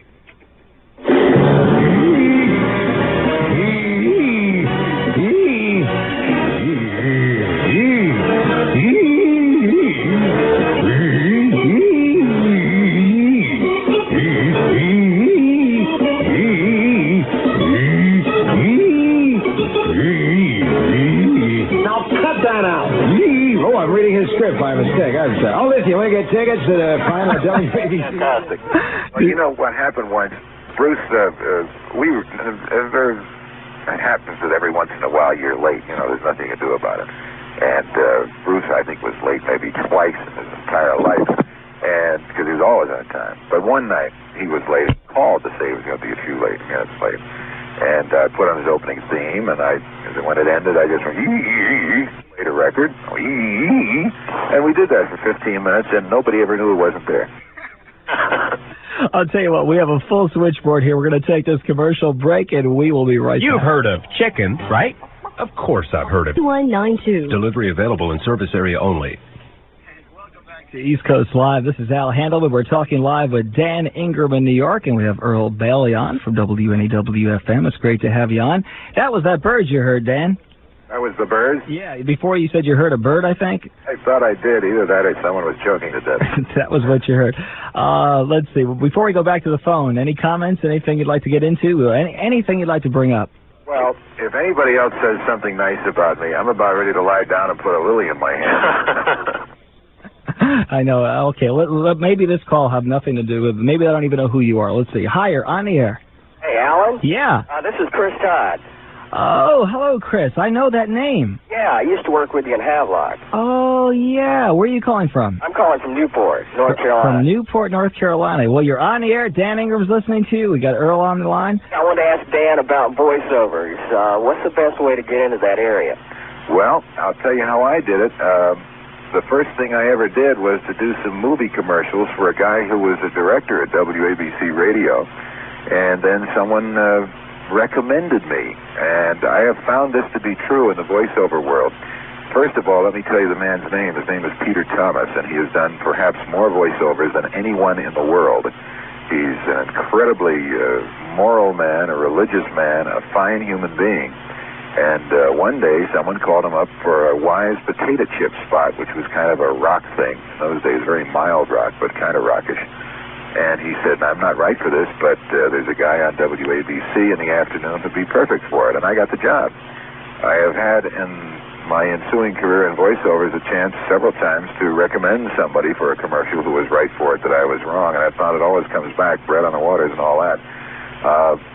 The way to get into it is to get together a tape of some commercials, make as many copies as you can afford, and go to New York, because that's where about 70% of all commercials are recorded, voices anyway, and just go to every casting agent for about 5 or 6 years, and then maybe eventually you'll start to get hired for doing commercials. There are two things that you must have to do commercials. One, you must be able to bring meaning to a written page and figure out what the copywriter and the advertiser want to hear in terms of vocal quality and all of that. And two, you better be doing finished takes within 10 minutes in the studio or you're in deep trouble. That's the two major things. To get into it is just a matter of banging on doors. There's no easy way. And, you know, I remember from one interview I read about you, Dan, you said that, I don't know if you want to talk about this, because it was when you did the last TV commercials for Winston? I did Winston cigarettes the last 2 years they were on the air. And all you said was King and Super King. Well, I'll tell you exactly what happened. It's what you call a dream session. They were getting down to the last few months before the recording the TV and radio ban on doing cigarette commercials, and everybody knew it was going to be the last session. As a matter of fact, lawyers had been writing the script because you couldn't even say smoked Winstons at that time. They had a jingle with a girl singing, "Me and my Winstons, we have a real good thing." That's all they could say. And it was the last session, and we all knew it. And the reason everybody was down was because the entire broadcast division of that agency was about to be fired. I mean, there was just no work for them, and that's the way it is in the agency business. And the producer, handed me a script which had 4 words on it. He said, "Make it taste good." And I went into the booth and I said, "King or Super King?" And he said, "That's it. Take one." That's it. We walked out, went and had lunch. He put those 4 words on 18 different commercials, and in the next 6 months it paid me almost $40,000 for 5 seconds of work, which is why I love doing commercials. That's once in a lifetime, but it happened. That's fantastic. That's great. It's fantastic. It's almost criminal is what it is. Oh, by the way, we're talking, Dan, I'm going to bring up a couple things. He lost a contest when he was in high school, a disc jockey contest on a radio station. He came in last place. They figured he'd never make it on the air. He didn't even rank, I don't know who you were competing against, but you lost. And that gave you the incentive and the bug to do it. No, I just got angry. That's all. Actually, what happened was I was on Freddie Robbins, who you may or may not have heard the name, who does he does movies about movies now. If you ever see a movie that is about what goes on behind the scenes in a movie being made, usually it's Freddie Robbins' company that's produced it, and he's an awfully nice man. And he used to do a disc jockey show on radio station WOV in New York, which I think is now WADO. And he had a disc jockey contest. They had 6 finalists. I was one of the 6 finalists, and I came in dead last. And the guy who won it, last I heard, he was a carpenter in New Jersey. And he used to send me a letter every year starting off with precisely the same obscenity, which I can't tell you over the radio. In a very friendly way, but it was kind of fun. Well, let me thank this caller. 800-662-7517. Incidentally, some of the things that I made mental note of as the years went on. The song Get Together by the Youngbloods.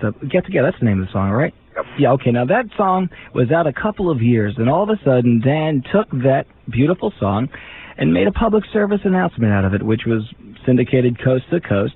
And shortly thereafter, and because of that PSA, that record was released as a 45, went to number 1, and the rest is history. Probably the only hit they had. But it was because you took that album cut that wasn't a hit and made it into a PSA. We cut it into a 60-second Brotherhood commercial. And as I told you before, I'm sitting in my den in my home, and I'm now looking at the shelf. Upon that, I am very proud to say I received the Brotherhood Award for the National Council of Christians and Jews, which is one of the high points of my life. Okay, that's great. Earl, are you still there? Yes. Okay, feel free to... Well, you just mentioned the Youngbloods and stuff, and we were talking before on why would people in progressive rock FM radio identify with top 40 early AM radio.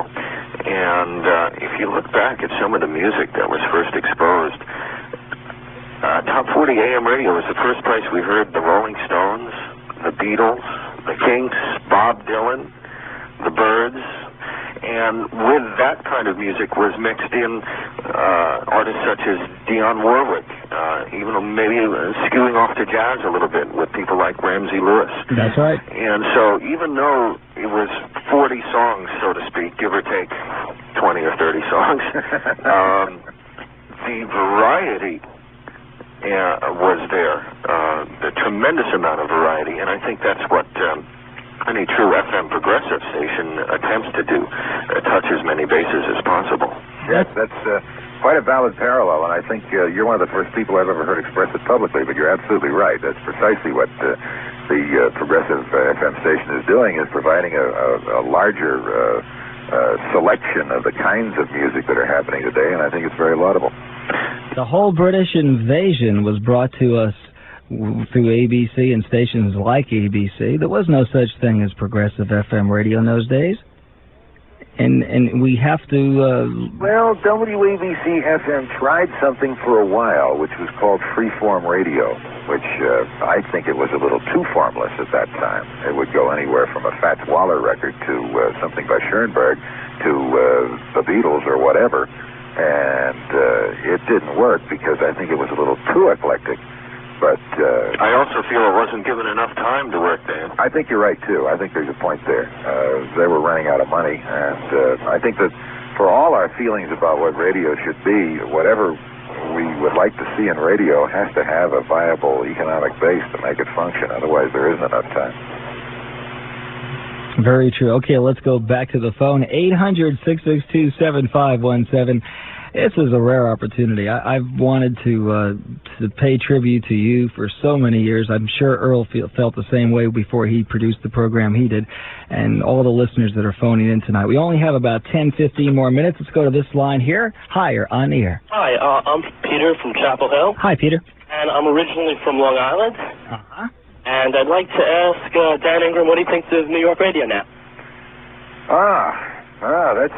That's a large first. Where on Long Island? Manhasset. Manhasset. Well, I grew up in Malvern, so I know where Manhasset is. Can you speak up? Huh? Can you speak up a little? I have this terrible problem. I've been told that I mumble. You don't mumble. You talk clearly. New York radio. There's a tremendous variety of kinds of radio in New York. There are a lot of stations that I like to listen to, and I'm constantly changing the push buttons on my car radio because I'm interested in finding out what's happening. I think that there's an awful lot of sterile radio on the air, an awful lot of time and temperature stations and things like that, very highly formatted stations. There are some original stations around. What about FM? WNEW-FM is one of the most original stations around in terms of the things it does, which are different and interesting.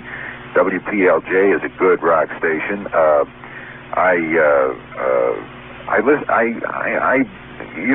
like what I'm listening to at any given moment, so I find it hard to be very negative. To me, there is enough diversity to find what I'm looking for, usually at any given point in time. I do wish and perhaps this is only my peculiar point of view, that there were more personalities, per se, on the radio. Well, getting into personality, what about John DeBello on LIR?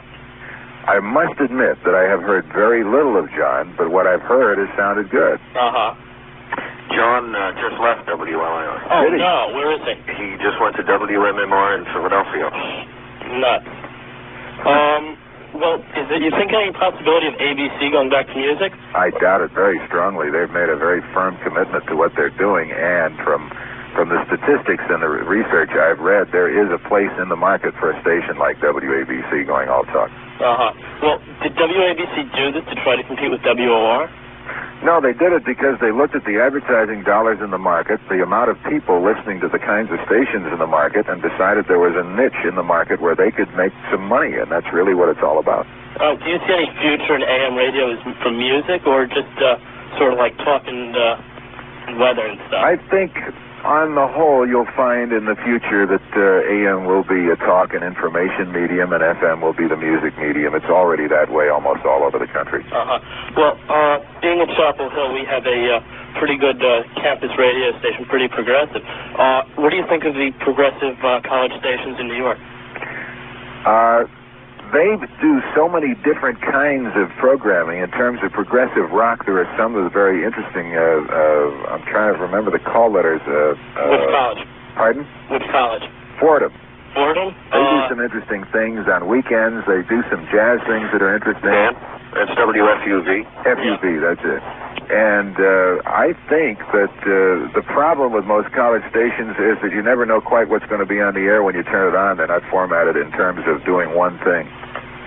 Let me thank this caller. You're a good caller. Another short question. Yeah, real quick. Dan, you're going to be working on the East Coast? Do you know? Yeah, well, you never know. I don't know. I honestly don't know. Well, I really hope you go back to New York because, well, I'm about 19 now, and I remember you and Ron Lundy and Murray the K. Well, thank you very much. I appreciate it. Thank you for your call. You're welcome. Okay, 800-662-7517. A full switchboard continuously through the night. Let's go to this line. Hi, you're on the air. Hi, Alan. Hi, Danny. Hi. Can you speak up a little louder, or a lot louder if you can? I've listened to you through the years and was always somewhat trying to read into your private side of musical taste because I noticed you played a lot of closing big band themes, sounded an awful lot like Basie, and I was wondering what was your personal taste in music when you were outside of the studio where you were playing the more popular contemporary music of the day? Well, I like just about everything. I like classical music. I like good rock. I'm not a big country fan, frankly, but if it's good country, I can go to a country disco and have a great time. I even like disco when I feel like that. It depends on my mood. Tell them about the other Dan Ingram show, Dan. Well, the other Dan Ingram show is when I got together on Saturday night a bunch of blues records and just played the blues, jazz and stuff like that. And that was fun because that's probably the kind of music that I always go back to. You know something, Tom? It's not Count Basie who does that closing theme. Once again, Dan, what was the name of that closing theme? It's called Tri-Fi Drums, and it's by the Billy May Orchestra. Okay. Tom, you're a jazz fan. Do you have that record? Billy May music. You have it? I think I've got that. Oh, that's great. That's great. The title of the album is Wild Stereo Drums. It's on Capitol. Right. And it's out of print. Right. Okay. What was your reaction to the loss of WRVR in the city? Well, I thought it was a shame because I liked what they were doing, but they couldn't make a buck at it, evidently, and that was it. They were the jazz station in New York.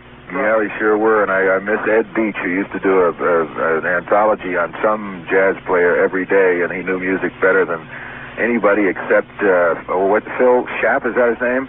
He's on BGO. He does a morning show on WBGO in Newark. Right. And he is just excellent. He knows his music better than anybody. Is Billy Taylor doing any jazz in the city now? He's doing jazz on National Public Radio. He does a series for them, and I don't recall the title. He just completed that. Pardon? He's just quit that. He did? Yeah, he's wound up his deal, and someone else is going to pick that up. Well, doggone it, because he is so talented and so smart. there's another station in New York doing jazz at night, WVNJ. Oh, yes, with, don't tell me. I bumped into an audition last week, and nice guy. Oh, tell me. I can't remember myself. Isn't that awful? Yes. It'll come to me at 3 o'clock in the morning. I'll call you back. Dan, who are some of the jazz artists that you like? In jazz? Well, let's see. I could go over to my collection here and look through the jazz section and start reading names, but I'd have to say that because he was probably my hero when I was in my early years, I'd have to say George Shearing, Woody Herman, Ella Fitzgerald, and I could keep on going. Right. What do you think of the electronic jazz? I love it. I love all the new things. Don Ellis has a couple of albums out that are real crazy and really interesting, and Roger Kellaway did an album where he played the tape recorder or something in there, and it sounded incredible. It was just fantastic. I love it. I also like, who's the alto player who plays such pretty things that most critics don't like? John Clemmer. John Clemmer. Yeah, he's good. Okay, Tom. All right, fine. Thank you very much. Thank you very much for your call, and I'll tell you what we'll do before we take another phone call. Let's play some more vintage Dan Ingram. I'm not sure what this tape is, but I'm sure we're going to enjoy it. Here we go. Hey, you want the pick of the new season furs, huh? Well, now's the time to pick your style and size from Amazing Maze, fabulous group of rabbit fur coats. Just one group from a lavish fur collection. And it's already this Saturday at Maze, which is like tomorrow, gang.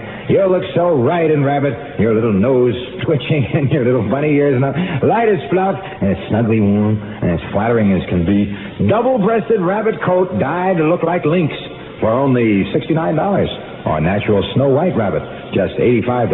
I like a cheese rabbit myself, they're great. Or natural gray rabbit in 3 smashing styles. Gray with Snow White fur collar and cuffs, gray and white stripes. Or natural gray double-breasted styles with back belts. Only $125. Maze French rabbit coats are made right in the United States. That's just why I use this funny accent. Anyway, they're beautifully rayon lined. They're expertly detailed and tailored. And you come quick like a bunny to all Maze Fur Salons Saturday and choose from our complete collection of exquisite furs. Ah, they're wonderful. And Saturday, which is tomorrow, you also find gorgeous fun furs. Yes, indeed. At Maze, unbelievably low prices. They're perfect for back to school. You shop, compare. You'll always save at Maze in Manhattan and Brooklyn and Queens, Nassau, and new and exciting Maze, wouldn't there? Remember, every day's a sale day at Maze. And one other thing here, Dan. This goes back, I think, to 1961, the very first month you were on the air. Let's see if you can remember this, Dan. Go right here on the live and lively one, WABC. We got the goodies just for you, baby. You keep it right where it is. Right glued to the style of the dial of the del of a crown of a Crowley. We ready? Aim, fire. Go there. Oh, that's real nifty right here on WABC, the big station serving the capital of the world. That's number 1, U.S. Bonds and 2:45. Say to WABC and see what the weather is gonna be in New York.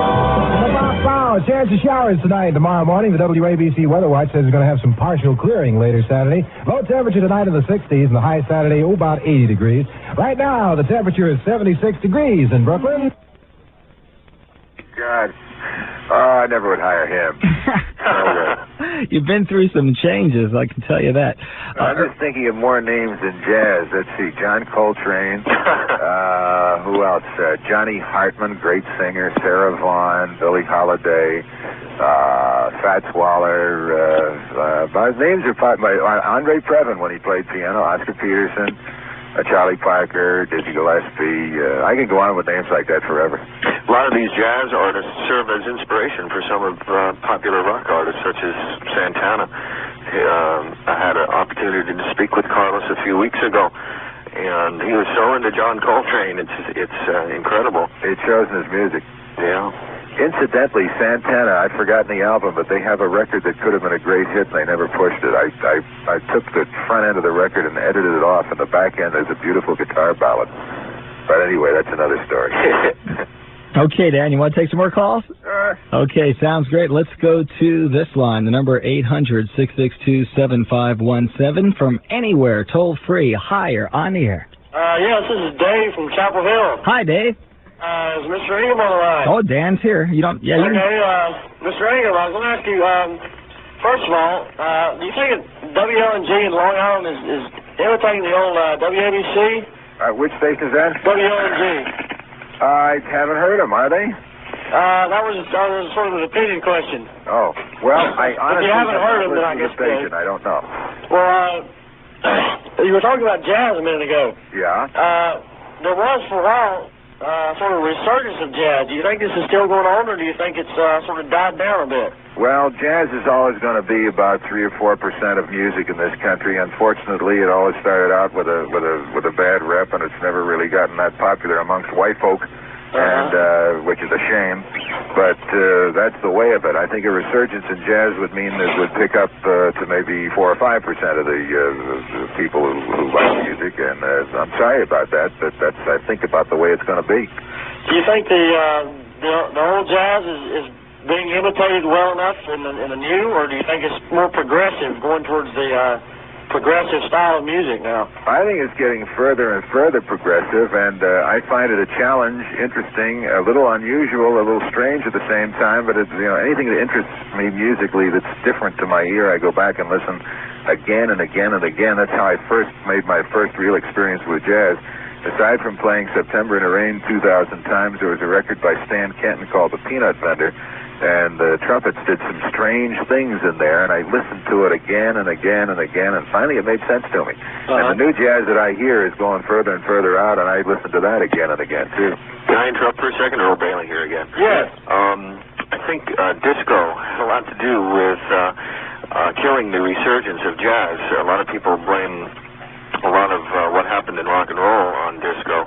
But I think when disco came along, a lot of the jazz musicians who hadn't worked for a long time wanted to work. Yeah. And started playing things to a disco beat. I think you're right. I absolutely agree with you. It makes a lot of sense. In fact, a lot of people feel that disco had a lot to do with the fact that ABC changed format. I don't agree with that, but this is what you hear from time to time with people within the industry. A lot of disco did not have a positive effect overall over the long period of time. But well, disco is kind of a musical pacemaker as far as I see it, and that's all right. There's nothing wrong with that if you know that's what you want. I mean, it sounded good to me in the car driving home with the top down. And that was nice. It's an exciting thing, but it's boring, too, at the same time. Okay, thank you very much for your call. Earl, were you going to say something?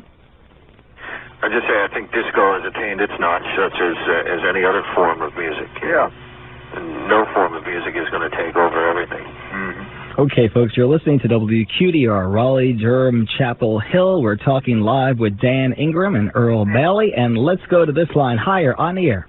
Good evening, Alan. How are you doing tonight? Fine. Good. I just want to thank you for your show. I'm glad QDR has got the show going on. It's a very innovative show, and I just want to thank you for that. You're very welcome. And Dan, how are you doing tonight? Fine. Good. My name is Phil from Garner, which is just a little suburb of Raleigh. Uh-huh. And it's always nice to hear another blues fan. Oh, good. And a question I had for you, how do you think, I don't know if you've done any extensive traveling in the Southeast, but how do you think the progressive FM stations of the Southeast compare to some of the more older ones that have been around for a number of years in the Northeast? I'm just from outside of Boston originally, and kind of grew up with a station up there. It's been rather progressive, WBCN. Uh-huh. And they were one of the first. And anyway, my question was, I've been in the South 9 years. How do you think these FM stations do compare down here? Well, I'll tell you, I have not been traveling lately, but what I have heard, and when I have been in various markets, I was out in the West Coast for a little while this past summer. What I've heard I like, because people are talking to people again, and they're trying to play some music that at least has a little more than the usual top 40 format. There's more interesting things going on musically, I think. And I get the feeling that some stations, and I don't really want to confine it to any one locality, but some stations are taking the time and the trouble and the effort to ferret out something that's new and different and give it some exposure. And that, to me, is exciting, because that's really, I think, one of the basic responsibilities of broadcasting. Thank you, Calvin. All right, thank you very much for your call. I'll tell you what we'll do. Let's take a little music break here, and we'll take a few more calls at 800-662-7517. As a matter of fact, let's go back to some classic 10 years after. Vintage music from 10 years after, and I'd love to change the world. Live on the air, Dan Ingram from his home in New York. He's just sitting back in his den there with his... I had this picture of when I heard I Love to Change the World of the ultimate pamper. The ultimate what? I don't know if I heard that. Pamper. That was my crazy mind and my lousy diction. Okay, Dad, let's go back to the calls here. 800-662-7517 and higher on the air. Hi, Alan? Yes. Hi, Phyllis again. Hi, Phyllis.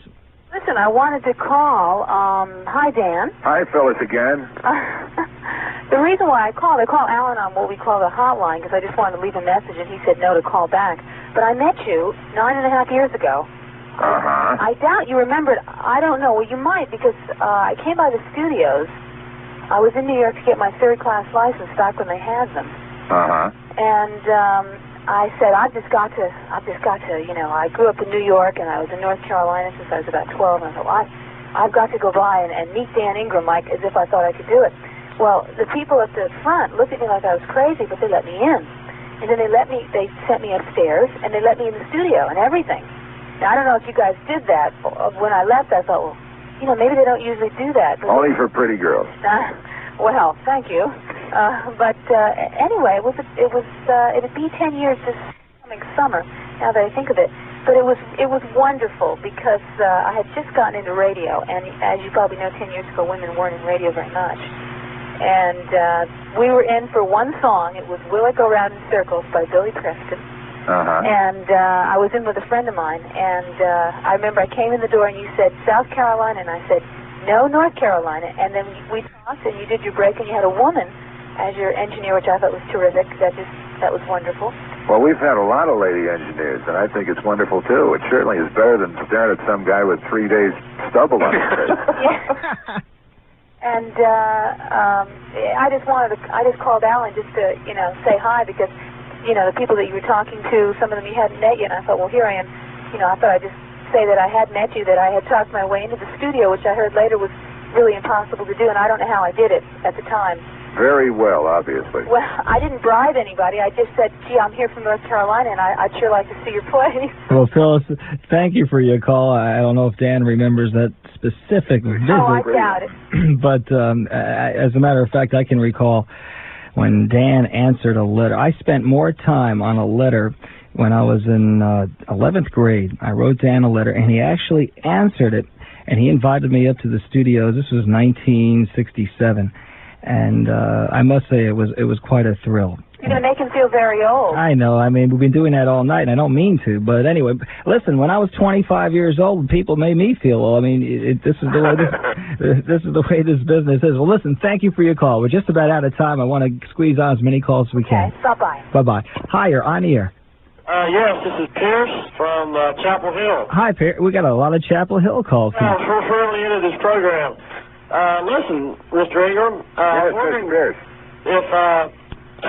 what you thought of the backward masking scandal in rock and roll music, and if you've ever been pressured by any groups or individuals not to play any music on the air. Never. You've never been pressured? Never one bit. WABC had a totally fail-safe system. And as a matter of fact, among record pluggers, I had a nickname. I was known as the Phantom because they never saw me. I figured they didn't have anything I needed, and there wasn't anything I could do for them, and that was a very good relationship. I knew some of the guys as persons, as people. Some of them I liked, some of them I didn't. But, no, I've never had any pressure whatsoever, ever in my entire career to play or not to play a record from anybody in the industry. Well, what do you think of this scandal that's come up? I mean, do you think it's has any legitimacy at all?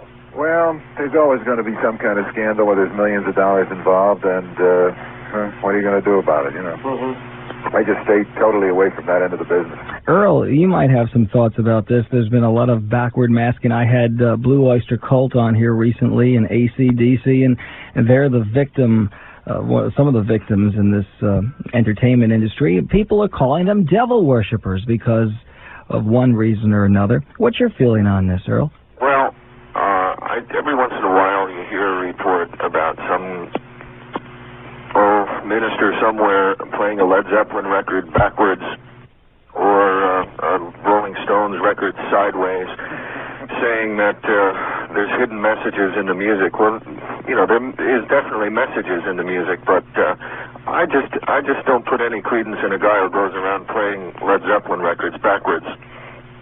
To try and find secret hidden messages or admonitions to go out and worship the devil. And why would our brain pick up something backwards and play it forwards where it would make any sense in the first place? I don't know. Rock and roll has always been the devil's music. It has always caused people to get up and jitterbug and dance and do heretofore prohibited things socially and culturally. And in that sense, yeah, rock and roll is the devil's music, but not in the serious sense that a lot of people are trying to paint it to be these days. Good answer. I think we're just about it. We're already extending the program. We're normally over at 1, so we're going to take our last call, unfortunately, for the night. Hi, you're on the air. Yes, Alan, this is Mike from Fayetteville. Hi, Mike. How you doing tonight? Great. How you doing? I'd like to say hi to Dan, and I guess the age-old story, Dan, that you've heard all night is grew up listening to WABC. I didn't grow up in New York, but I grew up in West Virginia, but gosh, we could still pick you up every night, and many nights I'd fall asleep and wake up to the radio on the next morning and still catch the morning show. Well, that's great. Dan, I just wanted one quick question, and I know there's others waiting. Again, grew up listening to radio and was wondering if there's any, in your career in radio, if there's any particular one or two songs or tunes that you remember that just stick out in your mind as really being something to really change the way that music was played on the radio in the time that you were on the radio? Well, of course, I have to go back to the early Beatles tunes because they changed, I think, rock and roll music from the rhythm and blues or origin to much more musically interesting music, and the music of the Beatles in particular turned music, popular music, into a much deeper, much more meaningful experience than the old Moon, June, Spoon, Croon stuff, into something that had a real message to say and said it poetically and said it musically in terms that were, from the classical sense even, quite valid. That particular body of music is what turned me on and really got me very much involved in what is now called popular music and some of the more progressive things. I go back to Stairway to Paradise, and it's the record of all time. Yeah. My all-time favorite record would be Never My Love, but that's personal. Great choice, great choice. One other thing, Dan, it's really great talking to you. Alan, I'm really intrigued by the WNEW tribute that you referred to that Earl Bailey put together. Mm-hmm. Any chance that we could ever hear that down this way? Well, I'm sure there is. As a matter of fact, I tried to get permission to do that, and in a sense, that's what we're doing tonight by having Earl on. I don't know the answer to that. Maybe we can do that. I'd like to have Dan back on the program and maybe incorporate some of that special. I want to have Ron Lundy on. Again, it's stations like WNEW-FM, WQDR in Raleigh, North Carolina. There are not a whole lot of stations left in the country that are really that creative. And it's really interesting that a top 40 AM rock station is being paid tribute to by stations like WNEW, WQDR, and I'm sure other progressive rock stations, because the ones that are working on those stations today, those are the folks who were brought up, who got their inspiration, their motivation, the creative aspects of what they're doing as a career, all goes back to their childhood. And not to make Dan feel old, but Dan, you are as much responsible to what Earl is doing today on NEW, what we're doing on QDR, or take any good FM progressive station, and that's why we're paying tribute. That's why the listeners of this station, when we normally do not have a talk show except once a week, that's why they want to talk to you, and it means a lot. I'm almost lost for words just trying to express this, and I know Earl feels the same way. Well, I think the elements that were invented back then, that we grew up listening to, we have now carried into, now that we're on the front lines and we're part of the industry, we don't forget those experiences and those moments of entertainment, and we try to translate that, what happened in the 50s and the 60s and the early 70s, and make it make sense in the 80s. And employ a lot of the same techniques because they work. And I think I mean, you could go back and find some of these techniques back in vaudeville, probably, or in the earlier days of radio. Certainly, if you want to really take it back to its origin, the one man that was my hero in terms of broadcasting, and still is Arthur Godfrey, because he invented the one-to-one kind of radio. He invented eyewitness news, in a sense. He had a little cast of characters that did their thing and kibitzed among themselves. And he was probably the most enormously influential man in all of broadcasting. He changed the course of broadcasting, and I think that's from whence it all stemmed. And I think what we're doing in terms of progressive rock these days, or what stations like WNEW-FM and WQDR too are getting it back into the business of communication, and I think that's very, very important. Okay, first of all, Earl, let me thank you very much for being on. It was great having you on, and it was good timing too, because Dan never had an opportunity to thank you for that special. And I got a nice note, and that was all I needed. Yeah, thank you very much, Earl.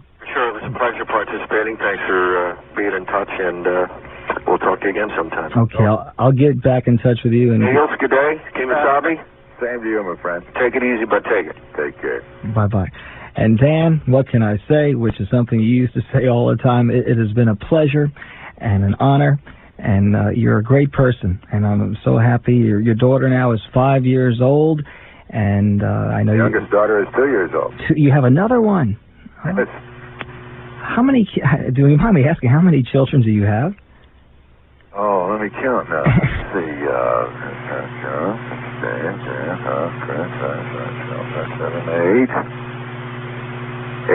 8 children. God bless you. That's fantastic.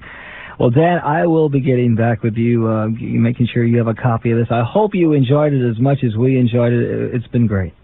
Well, I thank you. I thank my wife for permitting me to sit up here all this time, because she's the most understanding, most beautiful woman in the whole wide world. And Alan, I have had a great time talking to you and to your listeners and to the guests you had on the show. It really was a pleasure. Okay, Dan, thank you very much. Have a great week. You too. Bye-bye. Dan Ingram, folks, and we'll be back right after this.